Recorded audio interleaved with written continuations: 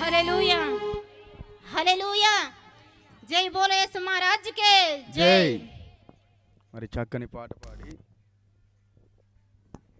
మంచి పాటను పాడి వినిపించినటువంటి మరి సహోదరులకు వందనాలు తెలియజేస్తూ ఉన్నాను. అదేవిధంగా మరి చివరి పాటగా స్థానిక సంఘం నుంచి విశ్వాసులైనటువంటి వారు నిలబడి చక్కగా దేవుని నామాన్ని మహింపరచండి. మీకు పాట వచ్చినా రాకున్నా నిలబడాలి. ఇక్కడ మరి రూపులమ్మ నిలబడా, సరే నయమం ఉందా, ఎలిజబెత్ అక్క వస్తుంది, రండి చివరి పాటగా పాడుకుందాం. ఆ తర్వాత ఎందుకంటే ఇందాక అవకాశాలు ఇవ్వబడ్డాయి సంఘాలకు కూడా. చివరి పాట పాడుకున్న తర్వాత ఆరాధనలోనికి మనం వెళ్దాం. దయచేసి ఈ విషయాన్ని గమనించండి. ఆ తర్వాత ఈ పాట తర్వాత సహోదరులు అహరోన్ గారు మరి ప్రార్థన చేస్తారు. ఎందుకు ముందు చెప్తున్నానంటే ఇక ఆ టైంలో ఎవరు బయటికి వెళ్ళకూడదు, కరెక్ట్గా ఆ టైంలో ఇటు వెళ్ళకుండా ఉండాలని చెప్తున్నాను. కనుక ఈ విషయాన్ని గమనించండి. పాట పాడుకొని దేవుని నామాన్ని మహింపరుద్దాం.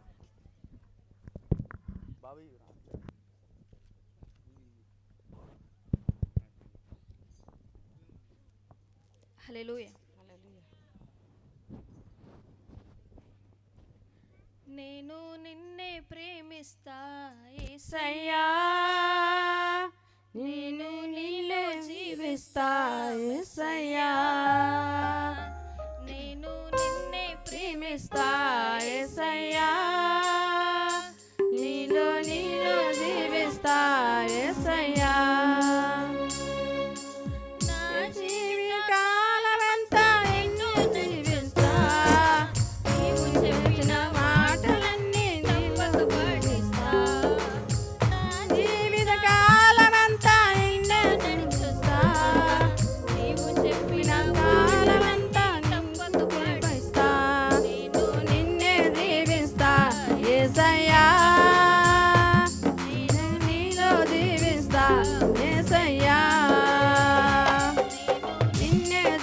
జీవిస్తా యేసయ్యా నీలో నేను జీవిస్తా యేసయ్యా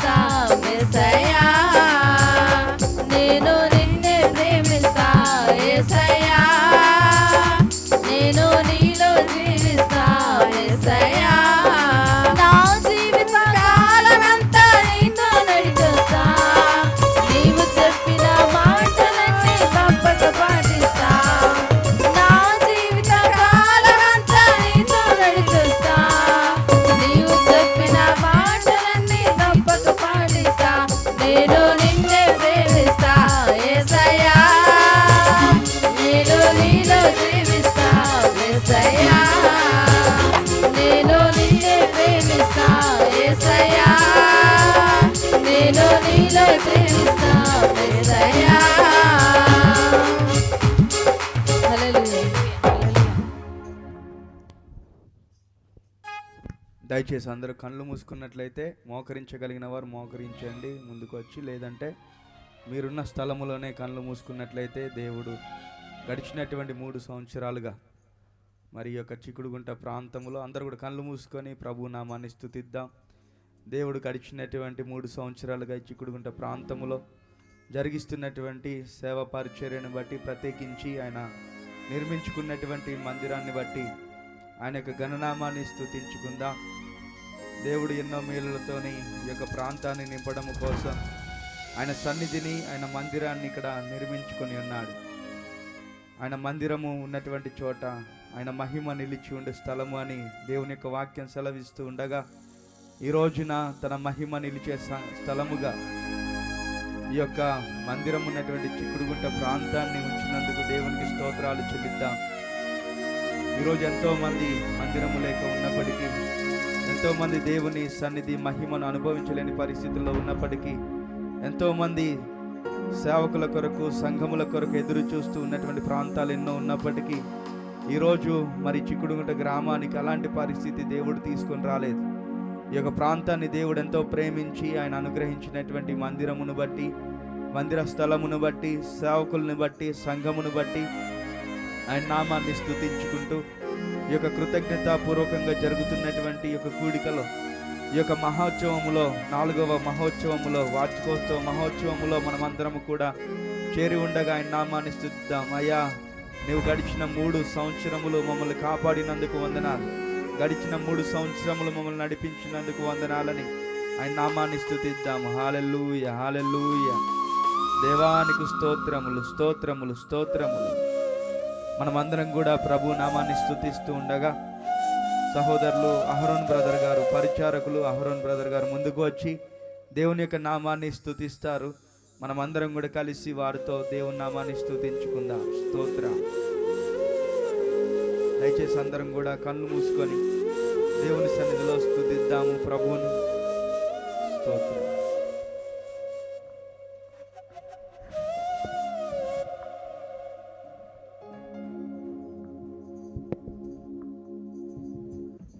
అందరం కళ్ళు మూసుకొని మరి ఈ సాయంత్రకాల సమయంలో మరి దేవుడు ఇంత గొప్పగా, ఇంత ఘనముగా ఒక ఆరాధన లభిస్తున్నందుకు మన ప్రభువుని స్తుతిద్దాం, మన ప్రభువుని ఆరాధిద్దాం, ఘనపరుద్దాం. దేవానికి స్తోత్రం, నీకు వందనాలు, స్తుతులు తండ్రి. ఈ యొక్క దేవా సాయంత్రకాల సమయంలో దేవా ఈ చిక్కుడుగుంట ప్రాంతంలో ప్రభువా ఈ యొక్క మహిమకరముగా, ఘనతకరంగా రక్షణ సువార్త మహాసభలను దేవా జరిగిస్తున్నందుకు నీకు వందనాలు, స్తోత్రాలు, స్తుతులయ్యా. ఇటు ధన్యతను దేవా మాకు ఈ చిక్కుడుగుంట గ్రామ ప్రజలకు ఇచ్చినందుకు నీకు వందనాలు, స్తోత్రాలు, స్తుతులయ్యా. ఎన్నో ప్రాంతాలలో, ఎన్నో గ్రామాలలో, మండలాలలో దేవా, దేశాలలో దేవా మందిరాలు లేక, సువార్త అందక నశించిపోయే ప్రజలు ఎంతో మంది ఉన్నారయ్యా. కానీ దేవా నీవైతే ఇచ్చిన మహాకృపను బట్టి ప్రభువా, నీ కనికరమును బట్టి, నీ ప్రణాళికను బట్టి ఈ ప్రాంతమంతా రక్షించబడాలని, ఈ ప్రాంతమంతా మారు మనసు పొందాలని, ఈ ప్రాంతమంతా తెలుసుకోవాలని దైవజనుల ద్వారా నాయన ఈ యొక్క ప్రాంతంలో చక్కటి మందిరాన్ని 3 సంవత్సరాల కింద నాయన నువ్వు కట్టినందుకు నీకు వందనాలు, స్తోత్రాలు, స్తుతులయ్యా. ప్రభువా, ఇదిగో నాయన ఈ ప్రాంతంలో ఉన్న ప్రతి ఒక్క ప్రజలందరూ లేవా నిన్ను తెలుసుకోవాలని, మారు మనసు పొందాలని, రక్షించబడాలని దేవా.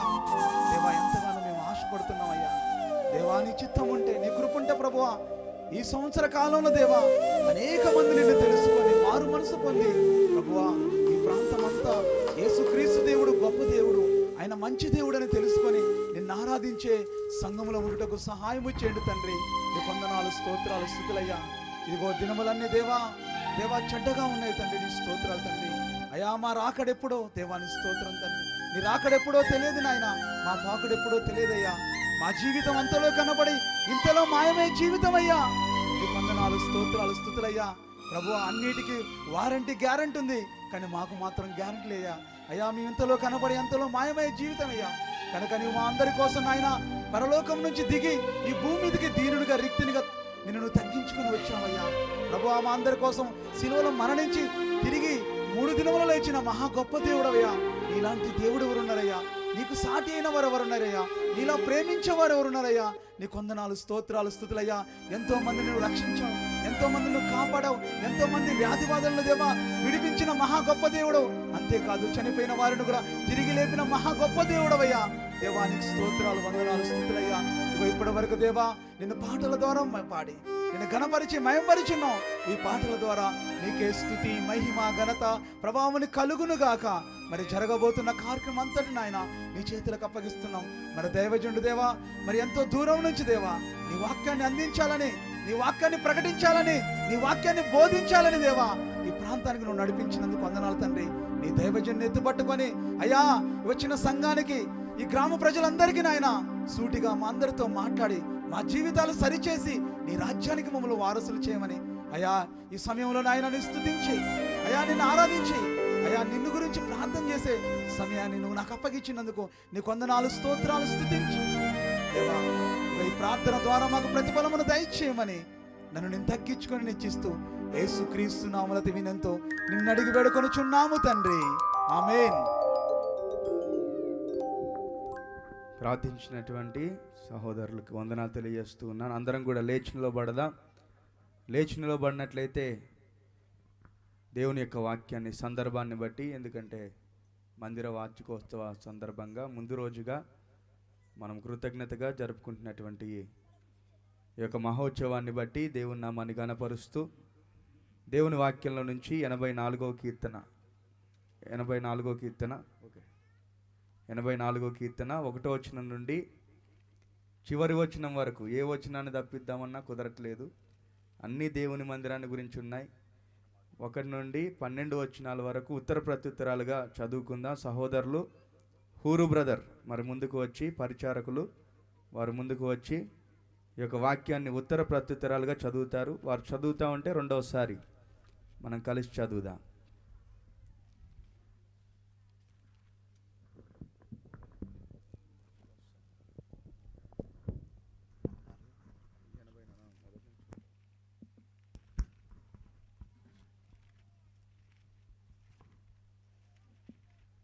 దేవుని పరిశుద్ధ నామానికి వందనాలు.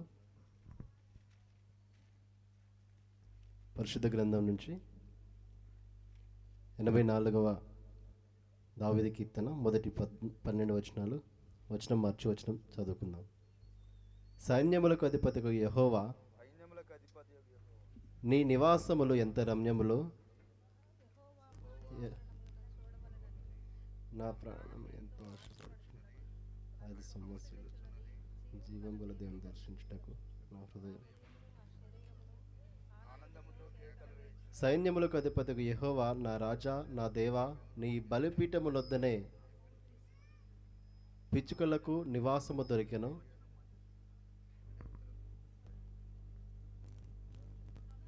నీ బలిపీఠమునొద్ద పిచ్చుకలకు నివాసము దొరికెను. పిల్లలు పెట్టుటకు వానకోవెలకు గూటి స్థలము దొరికెను. నీ వలన బలమునందు మనుషులు ధన్యులు. యాత్ర చేయు మార్గములు వారికి అతి ప్రియములు.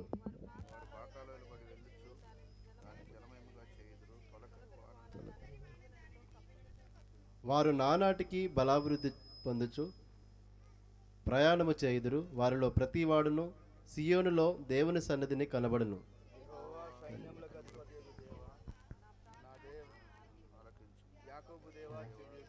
దేవా, మా కేడెమా దృష్టించుము.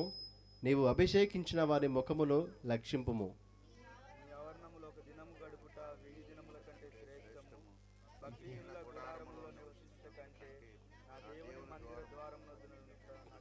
దేవుడైన యెహోవా సూర్యుడును కేడెమునై ఉన్నాడు. యెహోవా కృపయు ఘనతయు అనుగ్రహించును. యథార్థముగా ప్రవర్తించు వారికి ఆయన ఏ మేలును చేయక మానడు. సైన్యములకు అధిపతి యెహోవా, నీ యందు నమ్మకించువారు ధన్యులు. యెహోవా పరిశుద్ధ వాక్యమును దీవించునుగాక. ఆరాధన చేసుకుందాం. దయచేసి స్తుతి ఆరాధనలో మనం అందరం కూడా కలిసి ప్రభు నామాన్ని కనపరుద్దాం. మరి దైవజనరాలు మరి ఆత్మీయ తల్లి గారు మన మధ్యలో ఉన్నారు. వారు స్తుతి పాట పాడుతూ దేవుని నామాన్ని కనపరుస్తారు. అందరం కూడా కలిసి అలానే నిల్చొని ఉండి స్తుతి ఆరాధన చేద్దాం.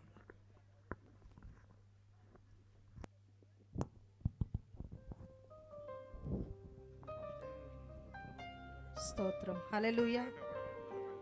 బోలో యేసు మహారాజ్ కే.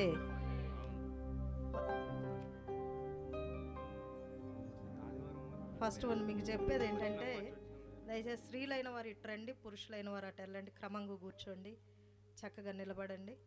స్త్రీలందరూ కూడా ఇటు రావాలి. చక్కగా క్రమంగా స్త్రీలైన వారు ఇటు రండి, పురుషులైన వారు అటు ఉంటారు. దేవుణ్ణి ఆరాధన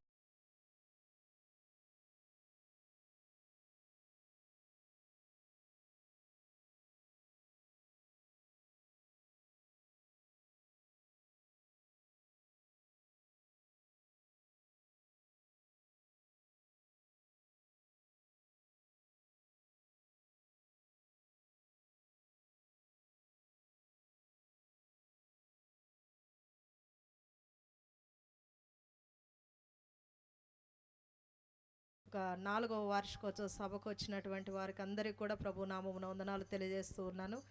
దైవజనులకు కూడా వందనాలు తెలియజేస్తున్నాను. ఆర్కెస్ట్రా బృందానికి వందనాలు తెలియజేస్తున్నాను. మరి మైక్ దగ్గర ఉన్నటువంటి మరి కుమారుడు సంగీత్కి, అహరోను బ్రదర్కి, కుటుంబానికి, మరి ఈ రోజంతా ఎంతో కష్టపడినటువంటి బిడ్డలు, సమయలు బ్రదరు, హోసన్న బ్రదరు, హూరు బ్రదరు, ఇంకా ఇక్కడ చాలామంది స్త్రీలైన వారు కూడా కష్టపడ్డారు. ఇది రేపు చెప్పే ఓట్ ఆఫ్ థ్యాంక్స్. కానీ ఈరోజు నేను ఫస్ట్ కాబట్టి నేను వందనాలు తెలియజేస్తూ ఉన్నాను. ప్రతి ఒక్కరికి కూడా వందనాలు తెలియజేస్తూ ఉన్నాను. పాటలు పాడిన వారికి, ప్రార్థించిన వారికి, అన్నమ్మ గారికి కూడా వందనాలు తెలియజేస్తూ ఉన్నాను. మనము మన పాటల పుస్తకంలో నుంచి మొదటి పాట పాడుకుందాం. ఈ పాట వచ్చిన వాళ్ళందరూ కూడా రావచ్చు. చక్కగా అందరం కలిసి ఈ పాట పాడదాం. స్తుతి ఆరాధనలో అందరం కూడా సంతోషించుదాం. దేవునికే మహిమ కలుగునుగాక. ఆమేన్. స్తుతింతును నీ నామము, స్తోత్రార్హుడా యేసయ్యా. ధ్యానింతును నీ వాక్యము, మది నిండగా యేసయ్యా. చప్పట్లు కొడుతూ దేవుని నామాన్ని గణపరచుదాం. అందరం కూడా చప్పట్లు కొడుతూ దేవుని గణపరచుదాం. దేవుడు మనకిచ్చినటువంటి యొక్క శుభ సమయాన్ని బట్టి, దేవుడు మనకిచ్చినటువంటి మంచి సమయాన్ని బట్టి దేవుని స్తుతిస్తూ గణపరుద్దాం. దేవుని స్తుతించడం ఎంతో మంచిది. దేవుని స్తుతించడం ద్వారా ఎరుకో కోట గోడలు కూల్చివేయబడ్డాయి. దేవుని స్తుతించడం ద్వారా గొప్ప కార్యాలను దేవుడు చేయనై ఉన్నాడు. కాబట్టి ప్రతి ఒక్కరూ కూడా లేచి నిలబడండి. ఎవరు కూర్చోవద్దు, అందరు లేచి నిలబడాలి.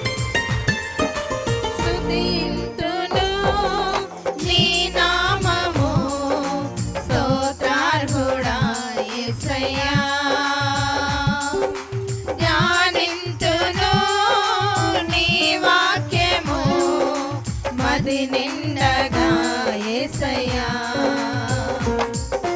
స్తుతింతును నీ నామము, స్తోత్రార్హుడా యేసయ్యా.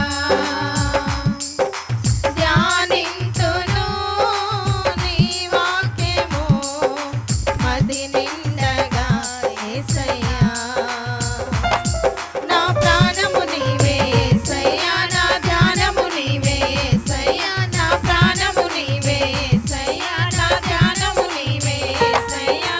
నాలోని సమస్తము నీవే, నాకున్న సర్వస్వం నీవే. నాలోని సమస్తము నీవే, నాకున్న సర్వస్వం నీవే. స్తుతింతును నీ నామము, స్తోత్రార్హుడా యేసయ్యా. ధ్యానింతును నీ వాక్యము, మది నిండగా యేసయ్యా.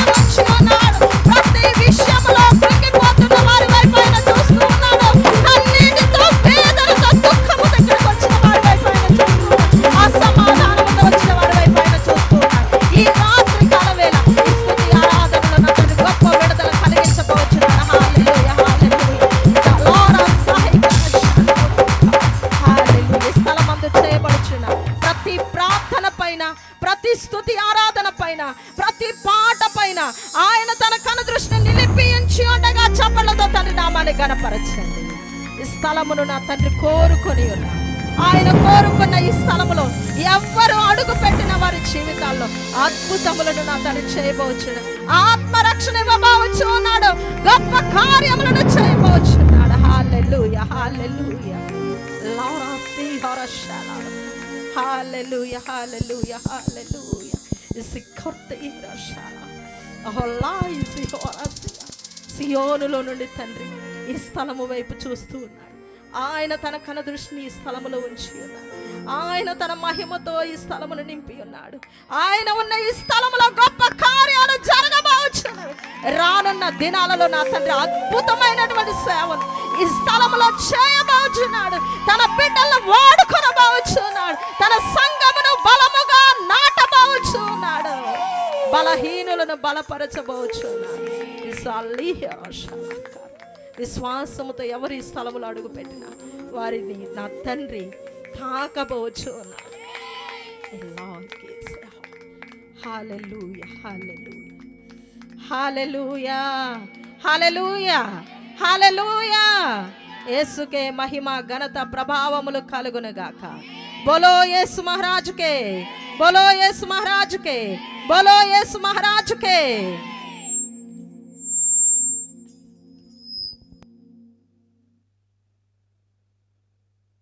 దయచేసి అలానే కళ్ళు మూసుకొని ఉన్నట్లయితే ప్రార్థన చేసుకుందాం. అలానే కళ్ళు మూసుకొని ప్రభు సన్నిధిలో ప్రార్థన చేద్దాం. మరి సహోదరులు సుధాకర్ గారు, దుగనపల్లి సంఘ సభ్యులు, వారు ముందుకు వచ్చి ప్రార్థన చేస్తారు. ఇంతవరకు దేవుడు నడిపించినటువంటి విధానాన్ని బట్టి ప్రార్థిస్తూ మరి జరిగేటటువంటి ఈ యొక్క కార్యక్రమం అంతట్లో ముందున్న సమయంలో కూడా దేవుడు నడిపించలాగున ప్రార్థన చేస్తారు. మనమందరం కూడా ఏకీభవించి ప్రార్థనలో ముందుకు సాగుదాం.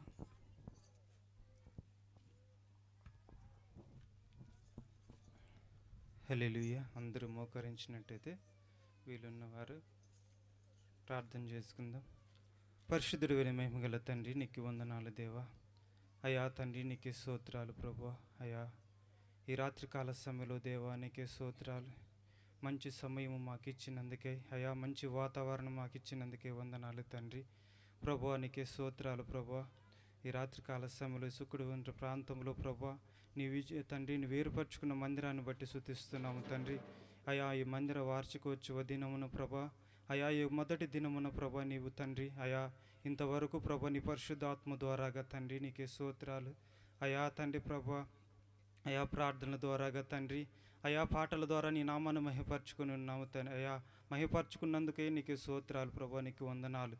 అయా నీకు కృతజ్ఞతాస్తుతులు తెలుపుకుంటూ దేవా గొప్ప దేవుడా నీకు స్తోత్రాలు ప్రభా. ఆత్మీయ తల్లి ద్వారాగా ఇంతవరకు ప్రభా నీకు స్తోత్రాలు, ఆరాధన ద్వారాగా నీవండి ప్రభా నీ నామాన్ని మహిపరుచుకున్నందుకే వందనాలు తండ్రి, నీకు స్తోత్రాలు. అయా నీకు వందనాలు ప్రభా. గొప్ప దేవుడా, వచ్చిన ప్రతి బిడ్డని మీరు జ్ఞాపకం చేసుకోండి అయా తండ్రి. ఈ మందిరానికి వచ్చిన వారు ప్రతి ఒక్కరిని మీరు ముట్టండి ప్రభా. అయా ఇక్కడికి వచ్చిన వారిని ప్రతి ఒక్కరిని సాక్షులుగా నిలబెట్టుకొని ప్రార్థిస్తున్నాము తండ్రి. నీకే స్తోత్రాలు ప్రభా. వ్యాధుల చేత, బాధల చేత, బలహీనత చేత కృంగిపోయి వచ్చిన వారిని ప్రభా అయా నీ యొక్క తండ్రి సేవకుడు లేచినప్పుడు అయా నీ వాక్యము ద్వారా ప్రతి ఒక్కరిని మీరు ముట్టమని ప్రార్థిస్తున్నాను అయా. ప్రతి ఒక్కరిని మీరు తాకండి, వారికి ఉన్న ప్రతి బలహీనత నుండి ఇడిపించి మీరు స్వస్థత కలిగించండి. ప్రతి ఒక్కరి యొక్క తండ్రి ప్రభా ఈ యొక్క సభకు వచ్చినప్పుడు ప్రభానికే స్తోత్రాలు తండ్రి. అయా మేము అయ్యా ప్రభా మేము స్వస్థపడ్డామని చెప్పుకున్నట్టుకు సాక్షులుగా నిలబెట్టుకోమని ప్రార్థిస్తున్నాను తండ్రి. నీకే స్తోత్రాలు ప్రభా. ఇంకా తండ్రి నీకే స్తోత్రాలు ప్రభా. ఇది మొదటిగా నువ్వు అయా ఘనంగా జరిగించుకోండి అయా. జరగబోయే అంతటిని ప్రభా నీ పరిశుద్ధాత్మ ద్వారాగా అయా తండ్రి నీవండి నడిపించమని ప్రార్థిస్తూ, అలాగే నీ సేవకుడు లేస్తుండగా నీ ఏడంతల ఆత్మతో ఎత్తుపట్టుకొని నీవేండి మాట్లాడమని ప్రార్థిస్తున్నాను అయా. ప్రతి ఒక్కరికి ఎవరైతే అయా తండ్రి అయా కావలసిన వాక్కునిచ్చి బలపరచమని ప్రార్థిస్తున్నాను. నీ వాక్య వెలుగులో ప్రతి ఒక్కరిని నింపమని ప్రార్థిస్తూ ఈ కొద్ది ప్రార్థన నీ పాదాల చెంత చేర్చుకోండి. ప్రార్థనలు తప్పులుంటే క్షమించమని యేసయ్య పరిశుద్ధ నామములో అడిగి వేడుకుంటున్నాను తండ్రి. ఆమేన్.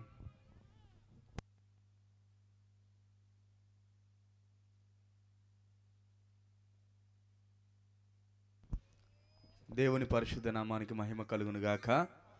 ఆమెన్. కూడి వచ్చినటువంటి మీకు అందరికీ ప్రత్యేకమైనటువంటి వందనాలు తెలియపరుస్తూ ఉన్నాను. చిన్నపిల్లలకు, యవనస్తులకు, మరి పెద్దవారికి, వృద్ధులకు, ప్రత్యేకించి ఈరోజు ఈ యొక్క సభను ఏర్పాటు చేసుకున్నప్పుడు మమ్మల్ని ప్రేమించి మరి గ్రామంలో నుంచి కూడా కొంతమంది వచ్చారు. వారికి కూడా మరి పెద్దవారు, గ్రామంలో పెద్దవారు, వృద్ధులు కొంతమంది రావడం జరిగింది. అదేవిధంగా కొంతమంది యవనస్తులు కూడా రావడం జరిగింది. వారికి కూడా ప్రత్యేకమైనటువంటి వందనాలు తెలియపరుస్తూ ఉన్నాను. అన్నిటికంటే ముఖ్యముగా మరి రాత్రి మరి యొక్క సభకు సహకరిస్తున్నటువంటి దేవునికి మొట్టమొదటిగా వందనాలు. ఆ తర్వాత మరి మా గ్రామానికి కూడా, చిక్కుడుగుంట గ్రామానికి కూడా వినబడుతుంది అనుకుంటున్నాను. మా చిక్కుడుగుంట గ్రామానికి కూడా ప్రత్యేకమైన వందనాలు తెలియజేస్తున్నాను. ఊర్లో పెద్దవారికి, అదేవిధంగా యవనస్తులకు, పిల్లలకు కూడా ప్రత్యేక ధన్యవాదాలు. ఎంతో సహకరిస్తున్నారు. సరే, ఈ రాత్రి ఆలస్యం చేయకుండా కొద్ది నిమిషాలు దేవుని యొక్క వాక్యాన్ని మనం ధ్యానం చేసుకుందాం. దయచేసి గమనించండి. మరి వాక్యం చెప్పేటటువంటి సమయంలో మీ పిల్లల్ని కొంచెం జాగ్రత్తగా అల్లరి చేయకుండా చూసుకోండి. ఒకవేళ అల్లరి చేస్తే దూరంగా తీసుకెళ్ళండి. మ్యాక్సిమం వారిని బయటికి వెళ్ళకుండా కూడా చూడండి. అవసరమైతే మీరు కూడా ఎటు తిరగకూడదు, మాట్లాడకూడదు గట్టిగా. దయచేసి ఈ యొక్క విషయాన్ని గమనించండి. ఏదున్నా కానీ గుసగుసలే మాట్లాడండి. హల్లెలూయా. వింటున్నారా? ఏదైనా ఇంపార్టెంట్ అనుకుంటే గుసగుసలు మాట్లాడండి, కానీ గట్టిగా ఎవరు మాట్లాడొద్దు. దగ్గరికి వెళ్ళి చక్కగా మాట్లాడుకోండి. సరే, ప్రత్యేకించి మరి వాక్యానికి మన సమయం ఇవ్వాల్సినటువంటి వారమై ఉన్నా దూర ప్రాంతం నుంచి మన మధ్యలోనికి పాస్టర్ సుమియోన్ గారు మన మధ్యలోనికి వచ్చారు. మరి వారు చక్కని వర్తమానాన్ని అందిస్తారు. ఉజ్జీవ ప్రసంగికులుగా మరి పేపర్లో మనం వేసినటువంటి రీతిగా, ఫ్లెక్సీలలో మనం అతికించిన రీతిగా ఆ బొమ్మలో ఉన్నటువంటి మనిషి మన మధ్యకు వచ్చి ఉన్నారు. దేవునికి స్తోత్రం కలుగును గాక. కాబట్టి లైవ్లో మనము చక్కని వర్తమానాన్ని వినబోతున్నాం. ఈ విషయాన్ని గమనించండి. మరి లైవ్ ద్వారా కూడా ఎంతమంది అయితే ఈ యొక్క సభను వీక్షిస్తున్నారో, చూస్తూ ఉన్నారో వారికి కూడా వందనాలు. ప్రత్యేకించి మరి నా పక్కనే ఉన్నటువంటి మా తల్లిదండ్రులకు, మనందరి ఆత్మీయ తల్లిదండ్రులకు కూడా ప్రత్యేకమైన వందనాలు తెలియజేస్తూ ఉన్నాను. ఈ సమయాన్ని మరి వృధా చేయకుండా, వ్యర్థపరచకుండా మరి వారికి అప్పగిద్దాం. చక్కని దేవుని యొక్క వాక్యాన్ని వారు అందిస్తారు. వారు లేచి నిలబడుతుండగా చక్కగా చప్పట్లు కొట్టి ప్రభునామాన్ని గణపరుద్దాం గట్టిగా. సరే,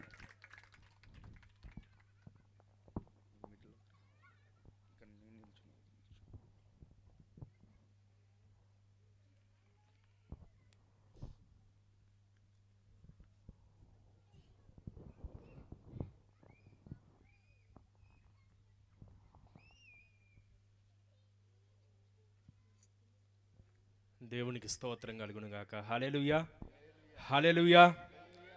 మరి ఈ సమయాన్ని నాకు ఇచ్చిన మరి సేవకులకు ప్రత్యేకమైన వందనాలు తెలియజేస్తున్నాను. అదేవిధంగా వేదిక మీద ఉన్న సేవకులు, మరి ఆత్మీయ తల్లిదండ్రులకు ప్రత్యేకమైన వందనాలు. మరి అన్నమ్మ గారికి కూడా ప్రత్యేకమైన వందనాలు తెలియజేస్తున్నాను. మరి మీ అందరికి కూడా ప్రభు పేరిట వందనాలు తెలియజేస్తున్నాను. అందరికీ వందనాలు, మరి నమస్కారాలు, ధన్యవాదాలు. మరి మనందరం కూడా దేవుని సన్నిధిలో ఇప్పటివరకు కూడా పాటల ద్వారా దేవుని మహింపరిచాం. చాలా అమూల్యమైన సమయము, దేవుని మాటలు వినే సమయం. పాటలు పాడుతున్నప్పుడు ఎవరు విన్నారు మన పాటలు? చెప్పండి. దేవుడు విన్నాడు. మనుషులు మాత్రమే కాదు కానీ దేవుడు విన్నాడు. ప్రార్థన చేస్తున్నప్పుడు మన ప్రార్థన ఎవరు విన్నారు? మనుషులు మాత్రమే కాదు కానీ దేవుడు కూడా విన్నాడు. ప్రార్థన చేసేది ఎవరి కోసం? మనుషులు వినాలని కాదు కానీ దేవుడు వినాలని మనం చేసాం. కాబట్టి మన మాట దేవుడు విన్నాడు, మన పాట దేవుడు విన్నాడు. అవసరమైతే ఇక్కడ డ్యాన్స్ చేసినా దేవుడు చూస్తాడు. దేవుని సన్నిధిలో ఆరాధించడానికి, దేవుని స్తుతించడానికి నువ్వు ఎగిరినా గంతులు వేసినా దేవుడు చూస్తాడు. కానీ మనము దేవుని మాటలు చాలాసార్లు వినలేం. చాలాసార్లు దేవుని మాటలు వినే సమయంలో మాత్రం మన నిర్లక్ష్యంతో ఉంటాం. ప్రార్థన చేసినప్పుడు దేవుడు వినే విషయానికి వచ్చేసరికి నా ప్రార్థన ఖచ్చితంగా దేవుడు వినాలి. ఏమనుకుంటారు చెప్పండి? నా ప్రార్థన ఖచ్చితంగా దేవుడు వినాలి ఆయన 7 నేత్రములు కలిగిన వాడే లోకములో ఉన్న ప్రతి మనుషుల్ని చూస్తూ ప్రతి మనిషి గురించి ఆలోచిస్తూ మనందరి కోసం ఆయన ఎంతగానో ఆలోచన కలిగి ఉన్నాడు. కానీ మనం ఏమనుకుంటామంటే ఆయనకున్న పనులన్నీ పక్కన పెట్టేసి దేవుడు నా మాటే వినాలి అనేసి అనుకుంటాం. ఎన్ని కోట్ల మంది ప్రజలు ప్రార్థన చేస్తున్నారు ప్రపంచంలో చెప్పండి? దాదాపు 50% మంది క్రైస్తవులు ఉన్నారు ప్రపంచంలో. క్రైస్తవులు మాత్రమే కాదు కానీ అన్యులు కూడా, క్రైస్తవేతరులు కూడా ప్రార్థన చేసేవారు ఉన్నారు. వారి ప్రార్థనలు అన్నీ కాదని దేవుడు నా ప్రార్థనే వినాలి. ఎంత స్వార్థం మనుషుల దగ్గర! ఏంటి చెప్పండి? నా ప్రార్థనే దేవుడు వినాలి. మరి దేవుని మాట వినే విషయానికి వచ్చేసరికి ఎలా ఉంటుంది? నేను మాత్రమే దేవుని మాట వినాలనేసి అనుకుంటున్నారా? పక్కనోడు వినట్లేదు కాబట్టి నేను కూడా వినను అంటే ఇక్కడికి వచ్చేసరికి మాత్రము దేవుని మాట వినే సమయానికి వచ్చే వరకు మాత్రము చాలా అస్థిరత్వము, చంచలత్వం మనుషుల్లో కనిపిస్తూ ఉంది. కాబట్టి మీరు ఆ విధంగా ఉండటానికి వీల్లేదు. దేవుని మాట మన జీవితాలకు బాటగా మారాలి. దేవుని మాట మన జీవితాల్లో నెమ్మదిని కలిగించాలి. దేవుని మాట మనని బ్రతికించునుగాక. స్తోత్రం కలుగునుగాక. హల్లెలూయా. ఎండిపోయిన ఎముకలకు జీవాన్ని ఇచ్చింది దేవుని మాట. మృతులను సైతం తిరిగి లేపింది దేవుని మాట. శక్తి కలిగిన ఆయన మాట.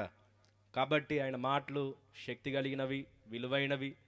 వెండి బంగారముల కంటే ఆయన ఇచ్చిన ధర్మశాస్త్రం విలువైంది. కాబట్టి విలువైన దేవుని మాటలు శ్రద్ధగా మనం దేవుని సన్నిధిలో విందాం.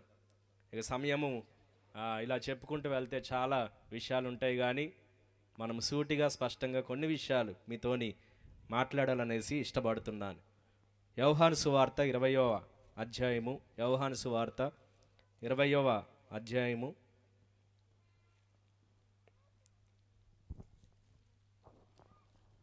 19వ వచనాన్ని చదువుదాము. యోహాను సువార్త, ఒక్క నిమిషం ఆగండి. యోహాను సువార్త 20వ అధ్యాయము 19వ మాట చదవండి. ఆదివారం సాయంకాలమున శిష్యులు యూదులకు భయపడి తాము కూడి ఉన్న ఇంటి తలుపులు మూసి కొని ఉండగా యేసు వచ్చి మధ్యను నిలిచి, మీకు సమాధానము కలుగునుగాక అని వారితో చెప్పెను. చిన్న ప్రార్థన చేసుకుందాం. అందరూ కూడా కళ్ళు మూసుకున్నట్లే చిన్న ప్రార్థన. మహాపరిశుద్ధుడా, ప్రేమగల తండ్రి, నమ్మదగిన దేవా, సర్వశక్తిమంతుడా, సర్వాధికారివైన తండ్రి, సర్వకృపానిధి దేవా, నీకు వందనాలు, స్తోత్రాలు. అయ్యా, ఈ యొక్క రాత్రికాల సమయంలో అయ్యా నీ సన్నిధిలో చేరి ఉన్న మేము ఎంతో ధన్యులము.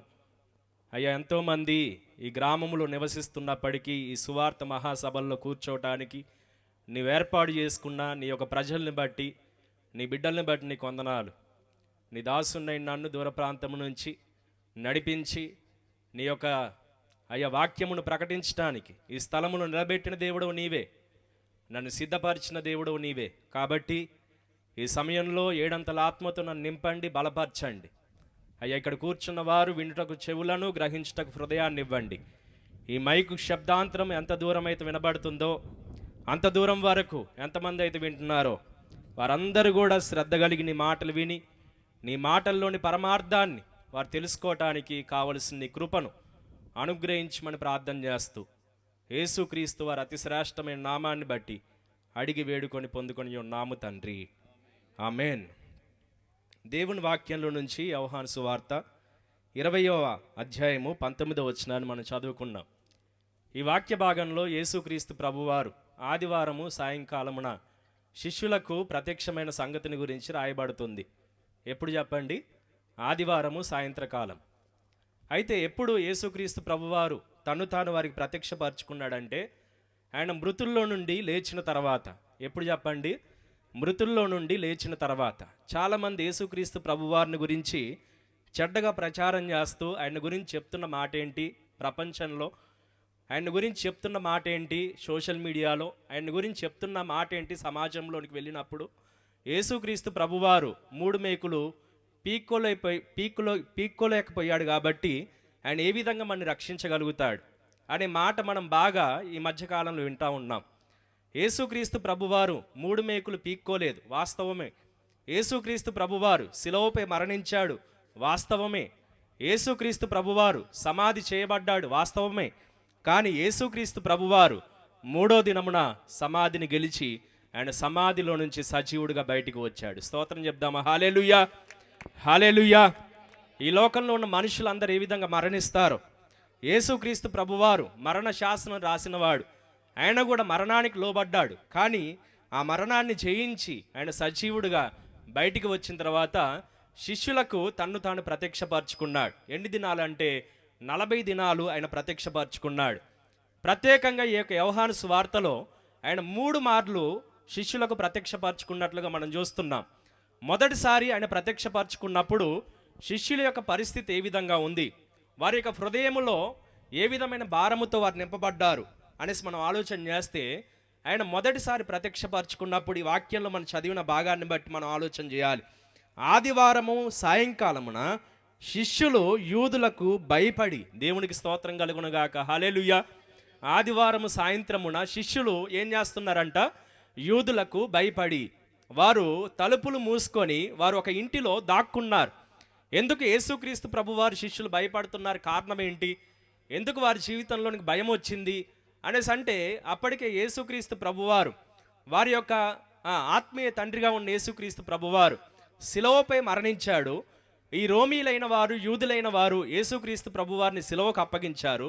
కాబట్టి వీరిలో ఉన్న భయం ఏంటంటే, యేసుక్రీస్తు ప్రభువారిని చంపిన రీతిగానే మమ్మల్ని కూడా చంపేస్తారేమో, యేసుక్రీస్తు ప్రభువారిని శిలువకు అప్పగించిన రీతిగానే ఆయన వెంబడించిన మమ్మల్ని కూడా శిలువకు అప్పగిస్తారేమో, మనల్ని కూడా వారు పట్టుకుంటారేమో, మనల్ని కూడా తీసుకొని వెళ్తారేమో, మనల్ని కూడా బాధ పెడతారేమో అని చెప్పేసి వారు ఏం చేస్తున్నారంటే భయపడి వారు ఒక ఇంటిలో దాక్కున్నారు. దేవునికి స్తోత్రం కలుగునుగాక, హల్లెలూయా, హల్లెలూయా.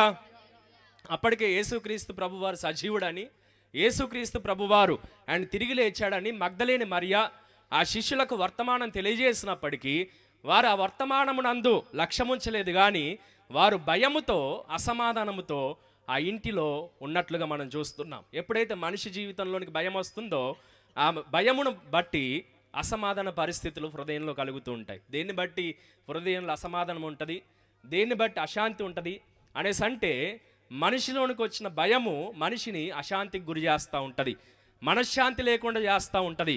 చాలామంది గొప్పవారు, చాలామంది డబ్బున్నవారు, చాలామంది మంచి ఉద్యోగం సంపాదించుకున్నవారు, చాలామంది మంచి హోదా కలిగిన వారు, వారు ఈరోజు ఆత్మహత్యలు చేసుకుంటున్నారు. కారణం ఏంటి అనేసి మనం ఆలోచన చేస్తే, వారికి అన్నీ ఉన్నాయి లోకంలో, కానీ వారి జీవితంలో మనశ్శాంతి లేదు. దేవునికి స్తోత్రం కలుగునుగాక, హల్లెలూయా, హల్లెలూయా. ఈరోజు యేసుక్రీస్తు ప్రభువారు ఎలాంటి పరిస్థితుల్లో మనని దర్శించేవాడై ఉన్నాడంటే, ఎలాంటి పరిస్థితుల్లో మన దగ్గరికి వచ్చేవాడై ఉన్నాడంటే, మనము మరణ భయముతో ఉన్నప్పుడు ఆయన మన మధ్యలోనికి వచ్చేవాడై ఉన్నాడు. స్తోత్రం చెప్దామా? హల్లెలూయా. ఈరోజు చూడండి, చాలామందికి ఇక్కడ శిష్యులకైతే మరణ భయం ఉంది. ఈరోజు చాలామందికి వారి పిల్లల్ని గురించి భయం ఉంది. ఏం భయం అండి చెప్పండి? పిల్లల భవిష్యత్తును గురించి భయము చాలామందికి. కొంతమంది ఈ గ్రామంలో చాలామంది వ్యవసాయదారులు ఉన్నారు. వారు పంట పొలము వేసినప్పుడు, లేకపోతే విత్తనాలు చల్లినప్పుడు వారికి ఉంటే భయం ఏంటంటే, ఈ పంట నా చేతికి వస్తుందో రాదు, ఈ పంట నేను అందుకుంటానో లేదో, ఇక్కడ ఏదైనా నష్టం కలిగిద్దేమో, లేకపోతే ఈ పంటలో నేను లాభాన్ని పొందకుండా వెళ్తానేమో అని చెప్పేసి కొంతమంది భయముతో గ్రామంలో ఉన్నవారు, కొంతమంది ప్రజలు ఉండవచ్చు. కొంతమంది గొర్రెల కాపర్లు, కొంతమంది ఆ కూలి పని చేసుకునేవారు ఈ గ్రామంలో నివసిస్తూ ఉన్నారు. వారి గొర్రెలు సేఫ్గా అడవికి వెళ్ళి మేతకు వెళ్ళి తిరిగి వస్తాయో లేదో అని చెప్పి భయపడుతున్న పరిస్థితులు కనిపిస్తూ ఉన్నాయి. పిల్లలను గురించి, వారికి ఉన్న ఆస్తిపాస్తులను గురించి, వారికి ఉన్న గొర్రెలను గురించి, వారికి ఉన్న వ్యవసాయమును గురించి, వారికి ఉన్న పంట పొలాలను గురించి, ఈ విధంగా ప్రతి మనిషి కూడా ఏదో ఒక భయముతో తన జీవితాన్ని వెళ్ళబుచ్చుతూ ఉన్నాడు. దేవునికి స్తోత్రం కలుగునుగాక, హల్లెలూయా. ఈరోజు ఒక యవనస్తుని నేను కలిశాడు. 10వ తరగతి పరీక్షలు ఈరోజు అయిపోయాయి. ఆ యవనస్తుని కలిసినప్పుడు వారి నానమ్మ నాతో చెప్తున్న మాట ఏంటంటే, మా మనవడు చాలా రంది పెట్టుకున్నాడయ్యా, పాస్ అవుతానో లేదో అని చెప్పేసి రంది పెట్టుకున్నాడు అని చెప్పేసి అంటా ఉంది. నిజంగానే ఈరోజు స్టూడెంట్స్ కూడా, విద్యార్థులు కూడా వారు భయపడుతూ అశాంతికి గురవుతూ ఉన్నారు. మనశ్శాంతి లేక వారు మరణానికి గురవుతూ ఉన్నారు. చాలామంది హీరోల పిల్లలు, అంటే ఏ హీరోలు, సినిమా హీరోల పిల్లలు వారు ఆత్మహత్యలు చేసుకుంటున్నారు. చాలామంది హీరోలు కూడా ఆత్మహత్యలు చేసుకుంటున్నారు. వారి పేర్లు ఎత్తి నేను మాట్లాడను, కానీ దేవుడు మనశ్శాంతి లేని ప్రజలకు మనశ్శాంతినివ్వటానికి ఈ భూమి మీదకి వచ్చాడు. స్తోత్రం చెప్తాం హల్లెలూయా. ఆయన సమాధానకర్తగా ఈ భూమి మీదకి వచ్చాడు. యెషయా గ్రంథము 9వ అధ్యాయము 6వ వచనంలో రాయబడుతున్న మాట ఏంటంటే, ఆయనకు పెట్టబడిన పేర్లను గురించి అక్కడ రాయబడుతుంది. ఆయన ఎలాంటి వాడై ఉన్నాడంట? మనకు కుమారుడు అనుగ్రహింపబడెను, ఆయన భుజముల మీద రాజ్యభారముండును, ఆశ్చర్యకరుడు, ఆలోచనకర్త, బలవంతుడైన దేవుడు, నిత్యుడగు తండ్రి, సమాధానకర్తయగు అధిపతి. దేవునికి స్తోత్రం చెప్దామా? హల్లెలూయా, హల్లెలూయా. యేసుక్రీస్తు ప్రభు, ఆయనకు ఒక్కటే పేరు ఉంది, కానీ ఇవన్నీ ఏంటి అనేసి అంటే ఆయన చేసే పనులను బట్టి ఆయనకి ఇచ్చిన బిరుదులు. కొంతమంది చేసే పనులను బట్టి వారికి కొన్ని పేర్లు పెడతాం. కొంతమందిని చూసి వారిని ఏమంటామంటే సోమరిపోతాడా అని పేరు పెడతాం. కొంతమంది చూసి ఏమంటామంటే బుద్ధి లేని గాడిది అనేసి అంటారు కొంతమంది తల్లిదండ్రులు. వాడి పేరు అదేడా మరి, వాడికి ఏదో ఒక పేరు, చక్కని పేరు. అయ్యగారు 6వ నెల ఫంక్షన్లోను 21 ఫంక్షన్లోను ఎత్తుకొని ముద్దు పెట్టుకొని చక్కగా ముద్దుగా ఒక పేరు, హద్దుగా ఒక పేరు, స్కూల్లో ఒక పేరు, చర్చిలో ఒక పేరు, ఈ విధంగా అనేక పేర్లుంటే వాడు చేసే పనులను బట్టి వాడికి పెట్టే పేరేంటంటే బుద్ధి లేని గాడిది. దేవునికి స్తోత్రం కలుగును గాక. హల్లెలూయా. ఇక్కడ దేవుడు యేసుక్రీస్తు ప్రభువారు, ఆయన చేసే పనులు మంచి పనులు. యేసుక్రీస్తు ప్రభువారు ఆయన భుజముల మీద మన భారాన్ని మోసాడంట. ఆయన సమాధానకర్తయ్య అధిపతి అంట. దేవునికి స్తోత్రం కలుగును గాక. హల్లెలూయా. అందుకే ఇక్కడ ఎప్పుడైతే ఆయన తలుపులు మూయబడి ఉన్నాయి, వారు భయపడుతున్నారు, అసమాధానంతో మనశ్శాంతి లేక వారు ఆ ఇంటిలో ఉన్నప్పుడు వారి మధ్యలోనికి యేసుక్రీస్తు ప్రభు వారు వచ్చాడు. తలుపులు మూయబడ్డాయి, కిటికీలు మూయబడ్డాయి, ఎక్కడ సందు లేదు, కానీ యేసుక్రీస్తు ప్రభు వారు వారి మధ్యలోనికి వచ్చి అంటా ఉన్నాడు, మీకు సమాధానము కలుగునుగాక. స్తోత్రం చెప్దామా? హల్లెలూయా, హల్లెలూయా. యేసుక్రీస్తు ప్రభు ఏ ఇంటిలో అయితే ఉంటాడో, ఏ ఇంటిలో అయితే యేసుక్రీస్తు ప్రభు వస్తాడో ఆ ఇంటికి ఏమి ప్రకటిస్తున్నాడంటే సమాధానమును ప్రకటిస్తూ ఉన్నాడు. స్తోత్రం చెప్దామా? హల్లెలూయా. ఆయన శిష్యులకు కూడా చెప్పిన మాట ఒకటే, మీరు వెళ్ళి దెయ్యములను వెళ్ళగొట్టండి, మీరు వెళ్ళి రోగులను స్వస్థపరచండి, మీరు వెళ్ళి సువార్తను ప్రకటించండి, మీరు వెళ్ళిన ప్రతి గృహములో సమాధానమును ప్రకటించమని చెప్పాడు. స్తోత్రం చెప్దామా? హల్లెలూయా. సమాధానము కలుగునుగాక అని ప్రకటించమన్నాడు. ఈరోజు కల్వరి టెంపుల్లో సతీష్ కుమార్ అయ్య గారు కూడా ఏమని చెప్తారంటే వారి మినిస్ట్రీలో షాలోమ్ అని చెప్తారు. షాలోమ్ అనే మాటకు అర్థం ఏంటి? సమాధానము కలుగునుగాక. స్తోత్రం కలుగునుగాక. హల్లెలూయా. చూడండి, ఇక్కడ సమాధానము ఎవరిస్తున్నారంటే దేవుని దగ్గర మనకు సమాధానము దొరుకుతుంది. డబ్బు సమాధానము ఇవ్వదు, వెండి బంగారాలు సమాధానమును ఇవ్వవు. కొంతమంది వెండి బంగారాలు సంపాదించుకొని వీటిని బట్టి నాకు సమాధానం దొరుకుతుందేమో అని చెప్పేసి అనుకుంటే పుట్టిన పిల్లలు అదే వెండి బంగారాల కోసం నిన్ను మనశ్శాంతి లేకుండా చేసే పరిస్థితులు వస్తాయి. దేవునికి స్తోత్రం కలుగునుగాక. హల్లెలూయా. ఎందుకు గొడవలు వస్తున్నాయి? పిల్లలకు తల్లిదండ్రులకు మధ్యలో ఆస్తిపాస్తుల పంపకాల విషయంలో, లేకపోతే వెండి బంగారాల పంపకాల విషయంలో. వాడికి అంత ఇచ్చావు, నాకు ఎంత ఇచ్చావు. దేవునికి స్తోత్రం కలుగునుగాక. హల్లెలూయా. ఈరోజు చూడండి, మనశ్శాంతి కొరకు మనిషి డబ్బు సంపాదిస్తున్నాడు, మనశ్శాంతి కొరకు వెండి బంగారాలు సంపాదిస్తున్నాడు, మనశ్శాంతి కొరకు ఒక మంచి బిల్డింగ్ కట్టుకుంటా ఉన్నాడు, మనశ్శాంతి కొరకు ఒక మంచి పరుపు చేయించుకుంటా ఉన్నాడు, మనశ్శాంతి కోసము ఎక్కడెక్కడో తిరుగుతూ మనశ్శాంతిని పొందాలి అనేసి అనుకుంటున్నప్పటికీ తన జీవితంలో అవన్నీ ఉన్న మనశ్శాంతి లేని పరిస్థితులు ఎదురవుతూ ఉన్నాయి. దేవునికి స్తోత్రం కలుగునుగాక. హల్లెలూయా. ఈ గ్రామంలో ఉన్న ప్రజలు చాలామంది రక్షింపబడిన వారు ఈరోజు దేవుణ్ణి విడిచిపెట్టడానికి కారణం ఏంటంటే వారు అనుకుంటున్నారు, నా ఉద్యోగం వచ్చింది కాబట్టి నాకు ఇంకే లోటు లేదు, ఉద్యోగం వచ్చింది, డబ్బులు వచ్చాయి కాబట్టి ఇంకే లోటు లేదు, కాబట్టి ఇంక దేవుడు నాకేం అవసరం అని చెప్పేసి తిరిగేవారు ఉన్నారు.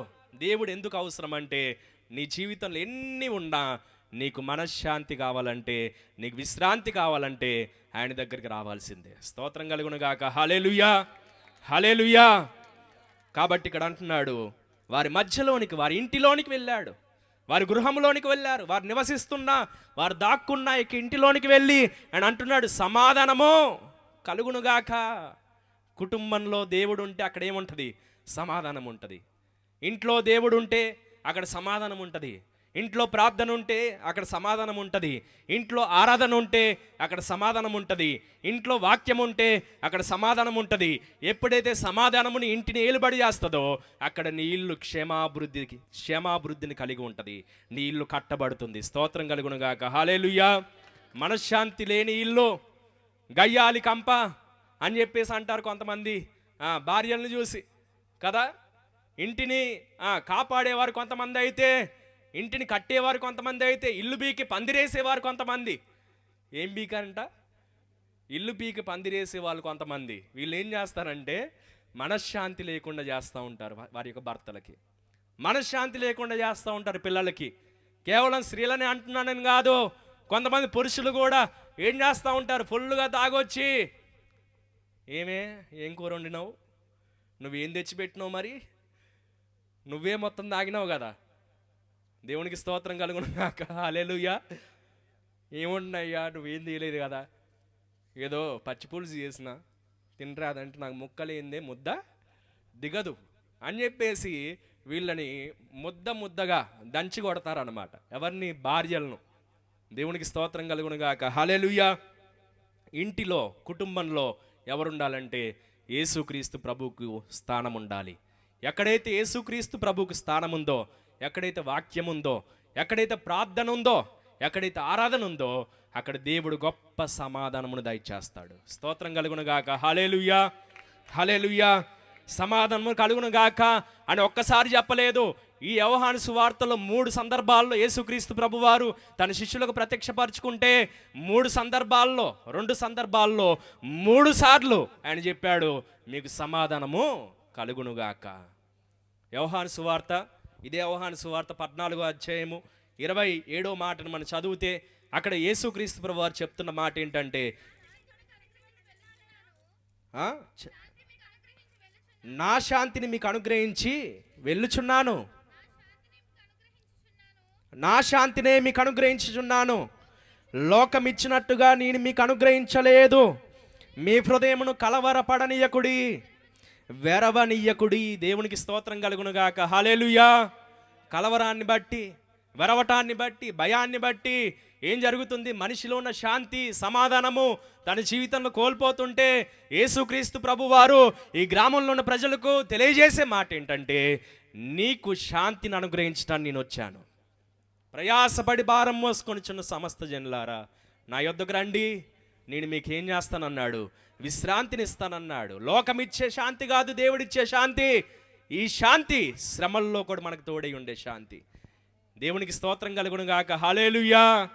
కొంతమంది శ్రమలు వస్తే శాంతిని కోల్పోతారు, కానీ దేవుడి బిడ్డలు శ్రమలు వస్తే శాంతిని కోల్పోవద్దు. కానీ యేసుక్రీస్తు ప్రభు మీద విశ్వాసముతో మనశ్శాంతితో జీవించుదురుగాక.